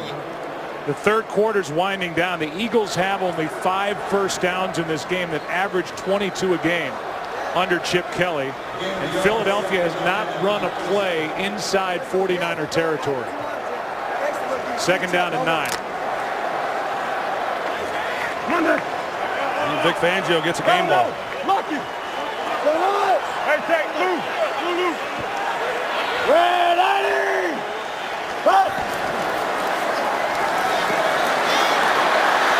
Pass is too high. They're going to rule it incomplete instead of a lateral. That was close. He was on top of it anyway. 3rd down and 9 coming up. We met with Vic, who's been so good as defensive coordinator here with San Francisco. We talked with him on Friday. We said, well, how you doing? He said, 1 and 2 is not that good. Stinks. Yeah, but you look at what he has done while he's been here. And remember, he spent 1 year at Stanford with Jim Harbaugh. He faced the Oregon Ducks and Chip Kelly. And so he knew what to expect coming into this game. And he's called a heck of a game. The Ducks won that Pac-10 matchup. And it was the Pac-10 at the time, 3rd and 9. Kaepernick steps up, slings it, pass caught. Wells Bolden making tough catches. And he was down by contact with a first down at the 39. Boy, he makes tough catches. Yeah, we've seen a few balls get away from Colin Kaepernick here today, but this ball is perfectly placed. As you're going to see at the end of this, Anquan Bolden is open, but where the defender is, Kaepernick has to throw it away from the defender who's driving on the ball, put it in a beautiful place. That's great work. That could be challenged.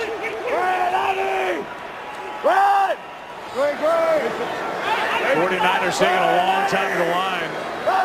That was close to a non-catch as Hyde carries it. Let's take another look at it. Philadelphia has hired a replay consultant, Frank Cosman. This ball was moving, and then it looked like the body of Bolden smothered it on the ground, but no challenge on what was a 3rd down throw from Colin Kaepernick. No challenge by Philadelphia. That one would have been interesting had they have challenged it as to what the ruling then would have been. I don't know that there was enough there to overturn it. Would have been worth a look. Here's Gore. Now they start pounding. Gore's got enough for a first down. Casey Matthews on the stop. We've seen Frank Gore have some success running the football, but in the second half is when things start to open up a little bit. Line starts getting a little better movement. A pretty good hole that time for Frank Gore. Look at the play selection in this second half. Coming into this second half down by 8. They've run it more than they've thrown it, and they've run it with success.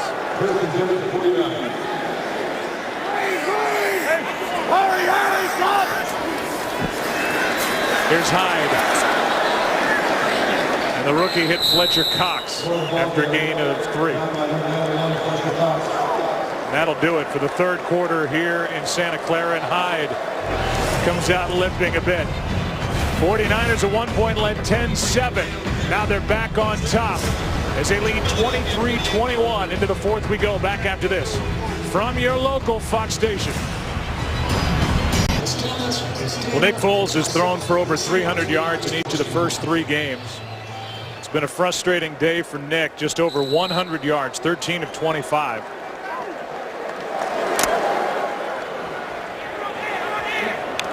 It's San Francisco's football, up by 2, 2nd and 7.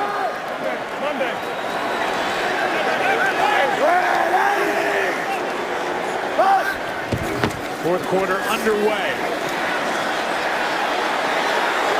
Kaepernick just throws it away. Let's go down to the field and Erin Andrews. You mentioned Nick Foles and a frustrating day for him. Saw that big hit he took by Justin Smith. He came over to the sideline, Joe, and then was given a sleeve over his right knee. He's been walking around trying to loosen it up. I saw a couple players come up to him, ask him if he was doing okay. He said, yeah.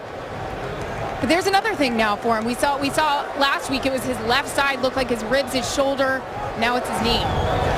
We've seen him trying to get loose on the sideline, but right now the ball belongs to San Francisco as they're faced with 3rd and 7. Bird.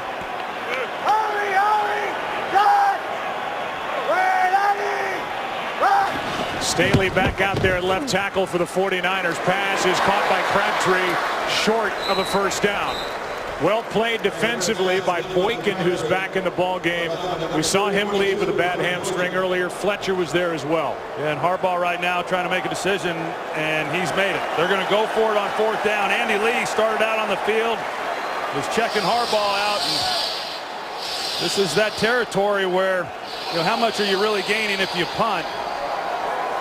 They're going to try to pick this one up. I mean, considering what the defense has done against Philadelphia, pinning them back with an all-pro like Andy Lee, their punter, is a pretty good option. And they try the hard count here, too.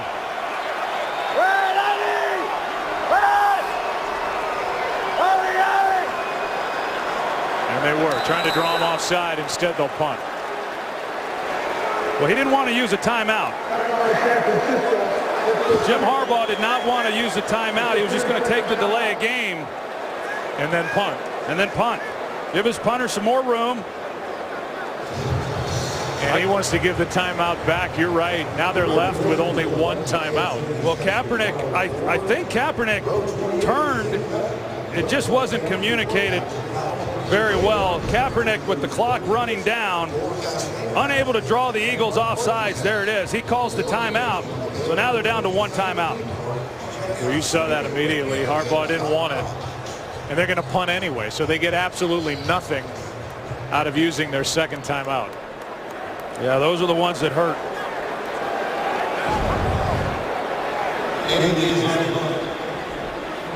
Would imagine sometimes it just becomes habit. You see the play clock winding down, and you turn and call a timeout.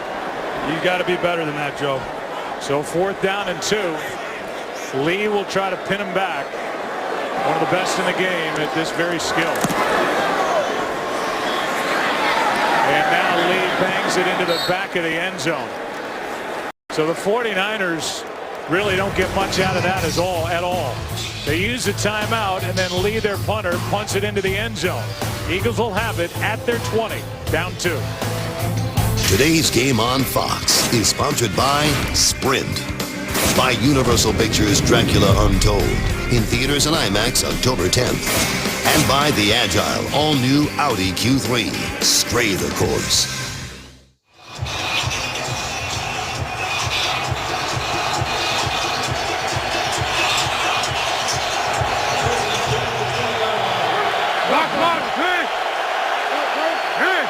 First down and 10.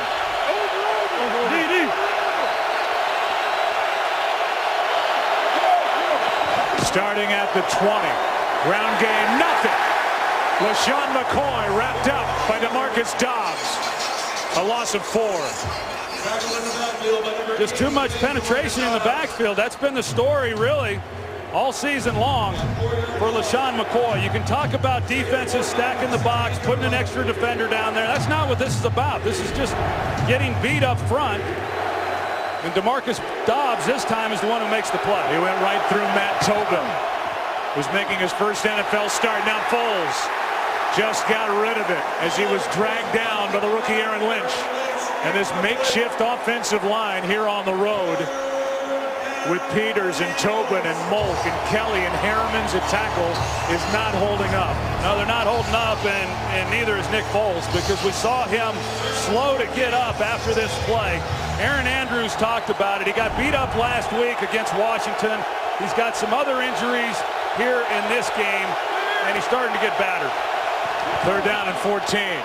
Foles, Cooper, short of a first down. Short by 2 yards, maybe a yard and a half, and it's a 3 and out in a 2-point game. That's an excellent job by San Francisco. It's getting a little redundant, the job that they have done throughout this game in slowing the Eagles down, getting off the field. Their offense goes down and takes the lead, and they've been able to hold on to it. Ugly punt. Checks backward and picked up by Osgood. He's been a Pro Bowl special teams player. Short punt, and the ball will be spotted at the 41 of San Francisco as they'll have it up 2. Week 4 continues with Sunday Night Football tonight at 8:30 Eastern on NBC. The Saints and the Cowboys. And then tomorrow night, Monday Night Football on ESPN, the Patriots and the Chiefs. And after that rough week last week, there's Aaron Lynch throwing him to the ground. Nick Foles continually proves how tough he is, but now just trying to be effective. Forget tough. Offense for the Eagles has done virtually nothing. Here's Gore. Play is made by Acho. Well, I know one of the real concerns for the 49ers defensively coming into this game was they had been unable to generate any kind of pass rush unless they brought pressure. And that is not what Vic Fangio likes to do. He'll bring pressure, but he wants to do it on his own terms. He's had to bring pressure in the previous 3 games in order to get after the quarterback. We've seen things happen here in this game. Justin Smith, he's applied, pressure there in the pocket.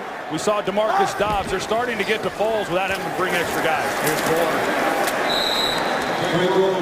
Gore plows ahead. Trent Cole on the tackle. 3rd down coming up. I thought Howie Long made a great point on Fox NFL Sunday about because of the pace of the practice for the Eagles, a lot of the backup offensive linemen actually get reps during practice, and it showed last week making all those changes. But here on the road today, the offensive line with all those changes and the injuries, they'll get Lane Johnson back in their next game. It's not been good enough. Well, it's really not a fair fight. I mean, when you're talking about some really inexperienced guys, you can give them all the work you want during the week, but they're so inexperienced when it comes to Sunday. They're going up against a good front 7. 3rd down and 7. Pass caught. Crabtree.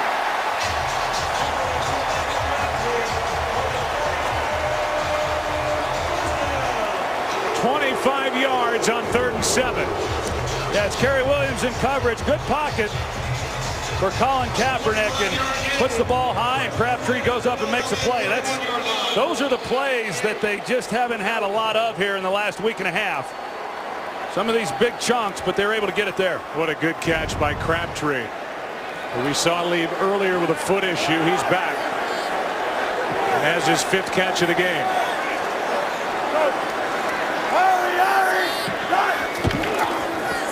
Hyde in the backfield, and he gets driven to the ground. Thornton, who called his name, Cedric Thornton, the 3rd-year player, a free agent out of Southern Arkansas, has made some plays. Well, this front has been doing a pretty good job up front. Cedric Thornton, we've talked about him. Fletcher Cox, Vince Curry. Been a lot of them that have played well. 5th tackle of the game for Thornton, loss of 3. Philadelphia trying to keep this a 1-score game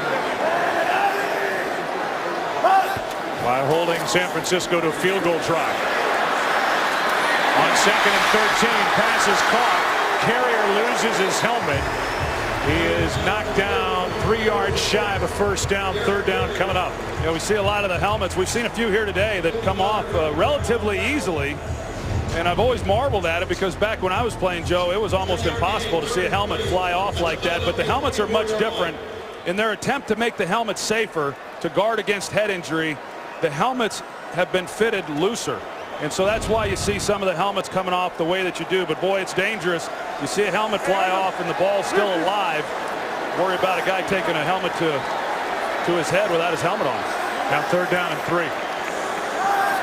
Big down for this Philly defense. Kaepernick throws, pass incomplete, but a flag. Kaepernick, the intended target. Boykin was on the coverage.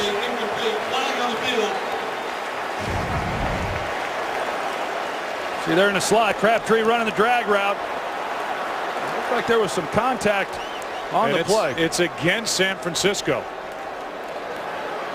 And there's Boykin again. Looked like the Eagles had lost him for the game with a bad hamstring, but he's back in there and they need him. Yeah, it looked like the hamstring even towards the end of the play still giving him some problems, but he's able to run in stride with Crabtree.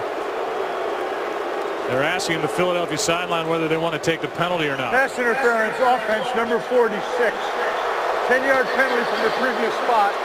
Repeat 3rd down. That's interesting. I mean, with the incompletion, it's 4th down, and you have San Francisco most likely attempting a field goal to make it a 5-point game. Instead, Chip Kelly elects to take the penalty, accept it, and they're going to give San Francisco another crack at 3rd down. They do back him up, but it's 3rd and 13. I didn't see anything that Derek Carrier did there to warrant a penalty.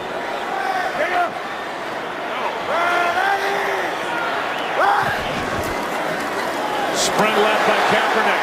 Looking for a block. He's got a 1st down. And Chip Kelly made the wrong pick. Carlos Hyde threw a block. And that was a designed run all the way.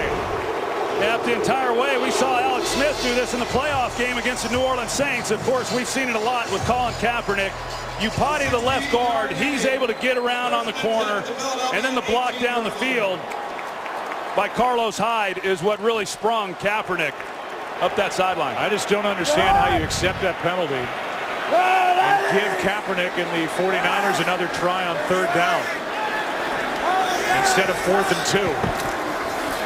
Here's Hyde. And Hyde is down inside the 15 to the 14, brought down by Thornton. As the drive continues with under 9 minutes to go in this 4th quarter. Now one of the Eagles slow to get up. The time of possession just dominated by San Francisco. Chip Kelly took his time on that decision. It's Trent Cole. Kaepernick in the 49ers offense and Greg Roman took advantage of it. A designed run by Kaepernick with a block by Carlos Hyde out on the edge.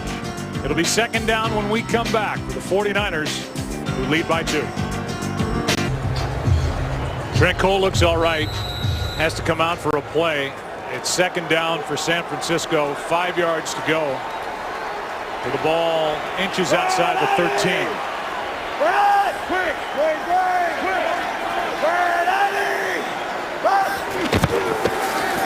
Here's Gore. Gore to the 11. 3rd down coming up. Connor Barwin on the stop. 72, Cedric Thornton on the tackle. Well, we'll see what Philadelphia is able to do here on 3rd and short. San Francisco has been successful on these short yardage situations here in this game. Look at the rushing yards and the difference. Again, Kaepernick a big part of that. He's run it 6 times for 59 yards. The Gore's been much better, much more used, at least in the 2nd half. He's had 113 yards rushing on the day. 3rd and 1.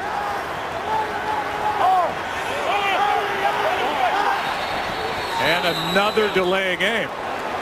It's like he can't find the delay play. Delay of game offense. 5-yard penalty. It's 3rd down.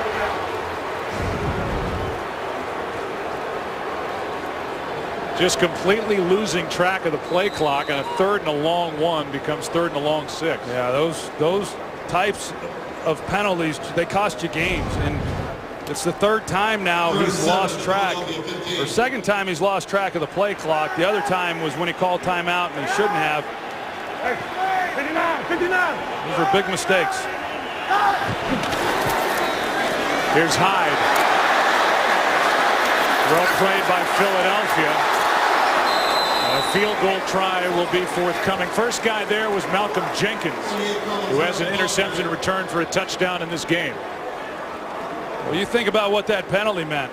You know, he was in shotgun formation, whether or not he's going to throw it or if they're going to hand the ball off, but it was 3rd and 2. And then you get the penalty, 3rd and 7, and it's a difference between keeping the ball and keeping the drive alive with a chance to come away with a touchdown and having to settle for 3 points. Yeah, make it a 2-score game. Instead, the Eagles get what they wanted moments ago, you would think, with a field goal attempt by Dawson, who's 3 for 3 on the day, and now 4 for 4. And it's a 5-point game. Biggest lead of the day for San Francisco. It's been a frustrating day for Jim Harbaugh, but his 49ers at 1-2 lead it by 5.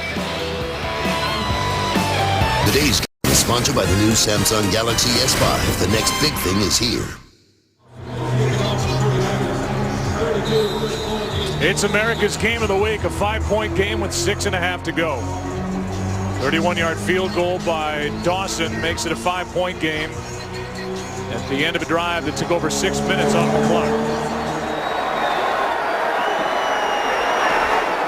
Taking it out is Polk. Penalty flag flies, and Polk can't make it to the 20.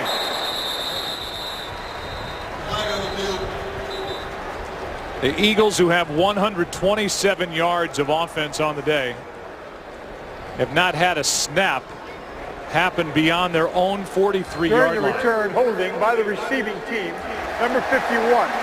10-yard penalty from the spot of the foul. Philadelphia keeps the ball after enforcement. First down. So there you go. They're going to be backed up even closer to their own end zone. Colin Kaepernick trying to keep his guys up. They are up by 5 with under 6.5 to go. The 49ers and Eagles join the NFL in celebrating Hispanic Heritage Month. From players to coaches to owners to fans, many Latinos have left a lasting legacy on the league. Hear their stories by visiting NFL.com/Hispanic Heritage.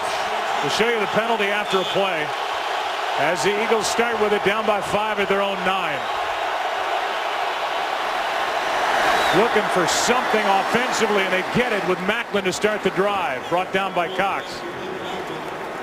Pressured by Wilhoit on that first throw. I tell you, San Francisco brings the blitz and just runs right over LaShawn McCoy. They're inside, and Wilhoit was the one who was blitzing in the middle. LaShawn McCoy is excellent in pass protection, but he got buried right back into Foles. First down at the 20. Here's McCoy. Been bottled up all day. To the left side, picks up 5. Here's Kurt with a game break. Well, the good news for the Minnesota Vikings, they're up 10 points on Atlanta with 3.5 left. Matt Asiata with a touchdown. He's third in the game, but on the 2-point conversion, quarterback Teddy Bridgewater injured his ankle. He was carted off. Christian Ponder now in at quarterback. Joe, Troy, and Aaron. 5.5 to go. 2nd and 5. Foles out to his right. To the sideline pass is caught by Maclin. And a catch up near the Philadelphia 40. Well, the 49ers are trying to say he didn't catch it. This is an outstanding route by Jeremy Maclin. Hard to tell, but they ruled it a reception. It looks like Parrish Cox got maybe a hand on the ball just there at the very end. There's nothing there that would allow them to change the call, but an outstanding route by Maclin, giving himself some separation. San Francisco has one challenge left and a timeout. Here's Cooper, overthrown. Prior to this possession, the Eagles did not have a first down this entire second half. They have a couple on this drive. They trail by 5, and they have 2nd and 10 here. Well, the fact that this drive began on the 8-yard line, for them to get the ball out to here is really positive. The first thing was just giving themselves some room to operate, but they've put together some plays now, and I like that they tried to take a shot down the middle. Here's a wide receiver screen for Brad Smith, and the former Missouri quarterback is going to lunge for a first down. Gained 11. Ray McDonald on the tackle. And it's getting more interesting as we go. Coming up on 4.5 left, first down. 49-yard line. First time this entire game the Eagles have crossed midfield on offense. Foles got a man, Ertz, who fumbled earlier. He's got a first down near the 35. 14 yards to Zach Ertz. Well, these are the things that Zach Ertz does well. I mean, he's a pretty good route runner, but he's excellent in getting vertical down the field and starting to pressure some of those defenders. That's a good job by him on the inside position. They got to get it into the end zone. Under 4 to go. Foles not on the same page with Maclin. Well, when you start to put together some plays like we've seen on this drive, Joe, that's when you start to pressure this defense a little bit and get them reeling. When you're getting yards, getting first downs, moving the football, it puts the defense in a tough position to get calls in, to not be real vanilla in what you're doing defensively, and it's a good drive right now for Philadelphia. Sproles in the backfield with Nick Foles. On second down, trying to set up a screen. It's not there. And Foles will just take a hit. Lost yardage on the play as they tried to screen it to Sproles. A loss of 4, and you can see how slow Foles is to get up. Well, they fake like they're showing the screen to the left with a man in motion, and then they're going to come back and throw the screen to the right. Now Foles is worried about throwing it away because he's got linemen downfield. That's why he kept it. He takes a shot at the end of the play. But people say, why wouldn't you just throw it away? Well, it would have been a penalty because you got offensive linemen downfield. 3rd down and 14. Foles. Maclin. The effort. He got it. Unbelievable catch by Jeremy Maclin. A left-handed, one-handed grab going to the sideline and to the ground. This is as good as it gets right here. Now, does he have it? And he does. That's a great job. And a challenge flag thrown out by Jim Harbaugh. If he loses the challenge, he's out of timeouts. Here's another look. Well, worth the challenge, Joe, but I don't think he's going to win it. I'm with you. We'll get the call when we come back. What an effort by Jeremy Maclin. He missed all of last year. He's back. San Francisco is challenging the ruling on the field that the pass was complete. We'll try to slide Mike Pereira in here. Mike, I know you're listening back in L.A. What did you see on that catch by Maclin? You like the call? I like the call because I think the right hand is on the ball and stays on the ball. The left hand comes off, but the right hand stays on the ball, and I don't see it hit the ground. I think it has to stay as a catch. Here comes a call from Ed Hockley.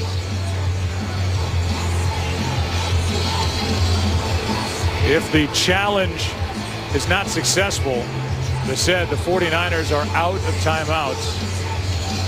We'll get the call from Ed right now. The ruling on the field is confirmed. The receiver caught the ball inbounds. That is San Francisco's 3rd and final timeout. It is also their last challenge. Joe, and you heard Ed Hockley say now they're out of timeouts, and now it becomes a clock game. I mean, clearly the Eagles, they need a touchdown. But they can start working the clock and try to leave as little on the clock as possible for San Francisco. But first, they have to get in the end zone themselves. That was Chris Carter-like. Jeremy Maclin laying out and making that catch. Unbelievable. Brilliant catch by Maclin. Good. Who's been just clutch in the 4th quarter. 22-yarder on 3rd and 14. Now Foles, end zone, broken up for Riley Cooper. Culliver was back there defending for San Francisco.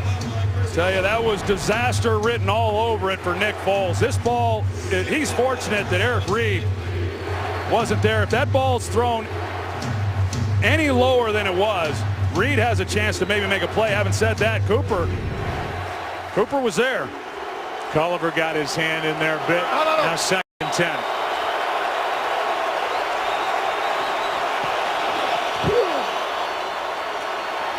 Foles in trouble.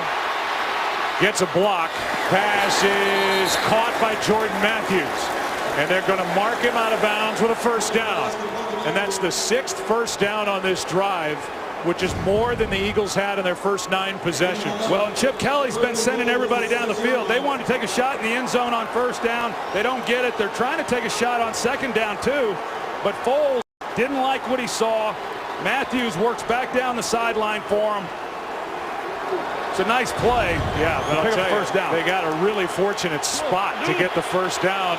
The 49ers can't challenge it. They're out of challenges. Foles with all day. Throws it away. Realized that the Eagles would have to go 91 yards to get a touchdown here to regain the lead.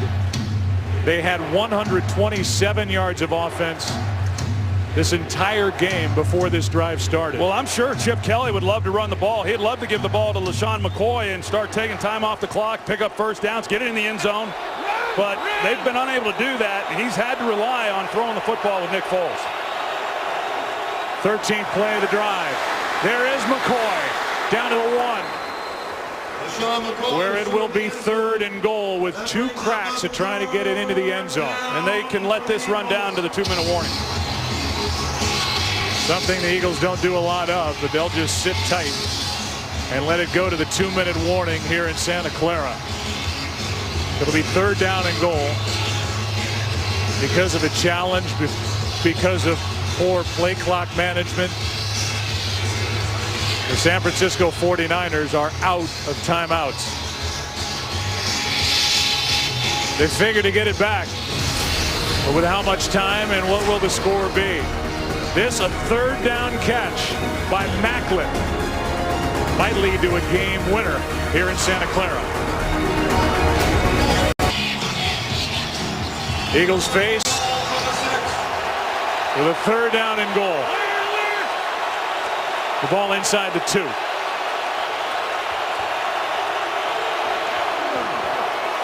Foles, Buffet coming at him. Incomplete. Fourth down coming up. Selleck the intended target. Well, Antoine Buffet, he's the one who is able to beat McCoy and force Foles to get the ball out a little bit sooner than he wanted to. He tried to lay it to the corner with a chance. Huge play here. This is it. Fourth down and goal. Remember, Philadelphia does have all 3 of their timeouts left, but they have to turn it over here on downs. Foles keeps it. Casey in front of it. Back of the end zone, incomplete. 49er defense holds.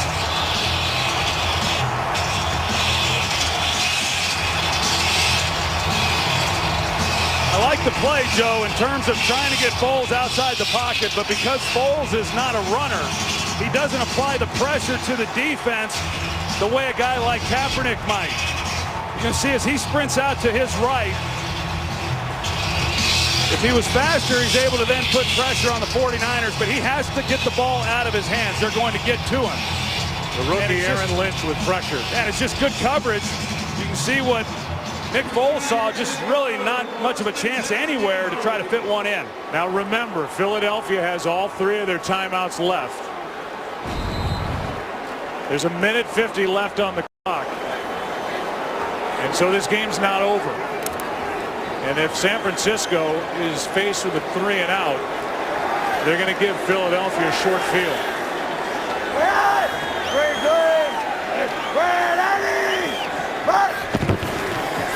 Here's Gore. First down would end it, as Philadelphia will call a timeout with 1:45 remaining, and this has been some game. Macklin thought he had maybe set it up for Philadelphia, but the defense for Vic Fangio, you got the suspension of Aldon Smith. You've got the injury to Navarro Bowman, to Glenn Dorsey, but boy, did they play a good ball game so far here today. They've been outstanding. It was one drive. It was one drive, and they didn't get any points. You know, that drive started on the 8-yard line. The Eagles do a good job getting it down there. 3rd and goal, throw. 4th and goal, throw. You know, should they have run it? Should they not have run it? You know, they haven't had a whole lot of success running the football, but we have seen a little bit with McCoy where maybe they were able to punch it in there. But just an outstanding job, Joe, by the 49ers defensively all day long. They give up this one drive, but when they had to make a stop, they make a stop. For the Philly offense, too little, way too late. Coming up short just outside the 1. But now the defense has to make some plays for Philadelphia to get it back. This came a long way from over. 49ers need a first down. It's Gore. And Gore gets a yard, maybe 2. Benny Logan made the stop. And now the second timeout taken by Philadelphia.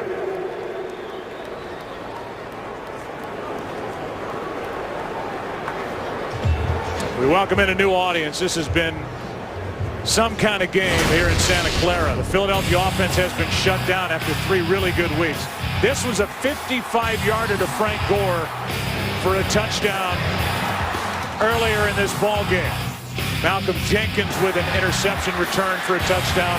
This a big one on 3rd down. Stevie Johnson with a touchdown. And moments ago, if you're just joining us, after having 127 yards of offense on the day, Philadelphia started at their 9, got it down outside the 1. And the defense of the 49ers held them out on back-to-back plays. Well, this is a big down right here on what the 49ers are going to do. Are they going to run it and probably have to punt? They're going to get Kaepernick outside the pocket, or are they going to throw it and potentially stop the clock? They're going to run it. It's Gore, and Gore won't get it. Philadelphia defense comes up with a big stop, and now a ton of time left. 1:34 remaining.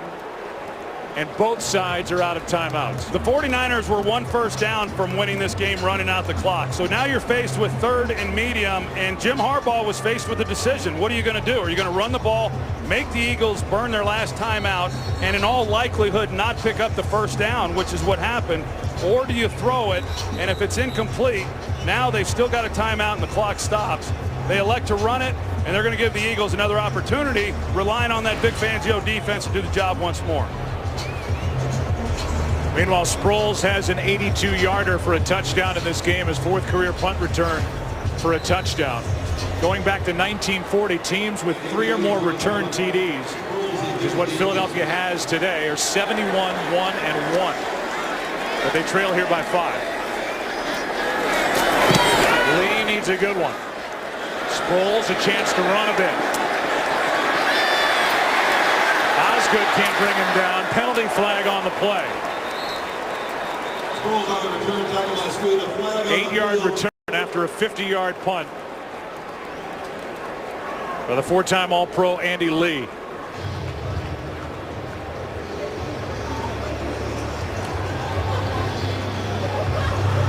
Joe, it looks like they're going to get Bradley Fletcher with a block in the back.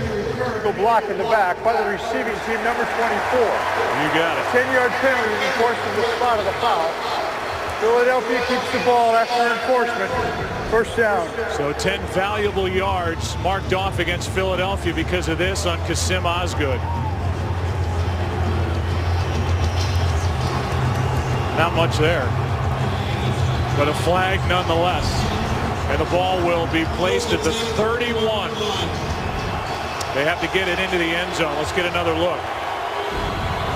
Not much in the way of a block in the back, but a call. As Foles gets it out of the shotgun in trouble. He finds McCoy. Flag is down. So is Foles. Flag on the field. And Ed Hockley will give the call. Holding offense number 71. 10-yard penalty, repeat first down. All the replacements up front. It's a 6-time Pro Bowler Jason Peters guilty of the hold, working on Justin Smith. Yeah, Justin Smith, I mean, can't say enough about the job that he does each week. He is tough to handle, and he's been able to get pressure throughout this game, and he gave Jason Peters all he wanted, and he gets called with a hold. The Eagles need 79 yards in a minute 15. Macklin can't get back to the ball. 2nd down at 20.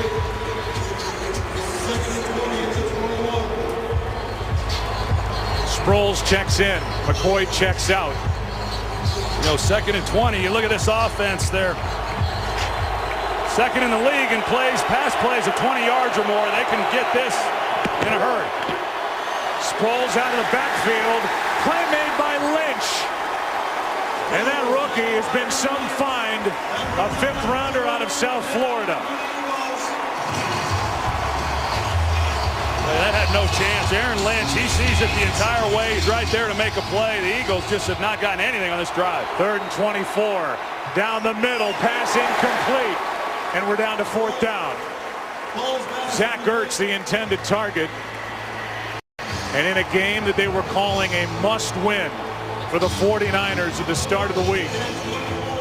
With a record of 1-2, they're one defensive play away on a 4th and 24 from evening their record at 2-2. Well, you just can't say enough the job that Vic Fangio has done, and this defense needs to step up and make one more play today.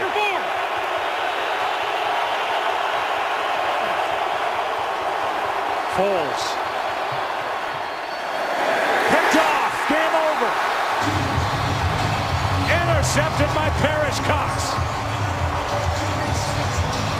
What a job by that man, Vic Fangio, and his 49ers defense here today.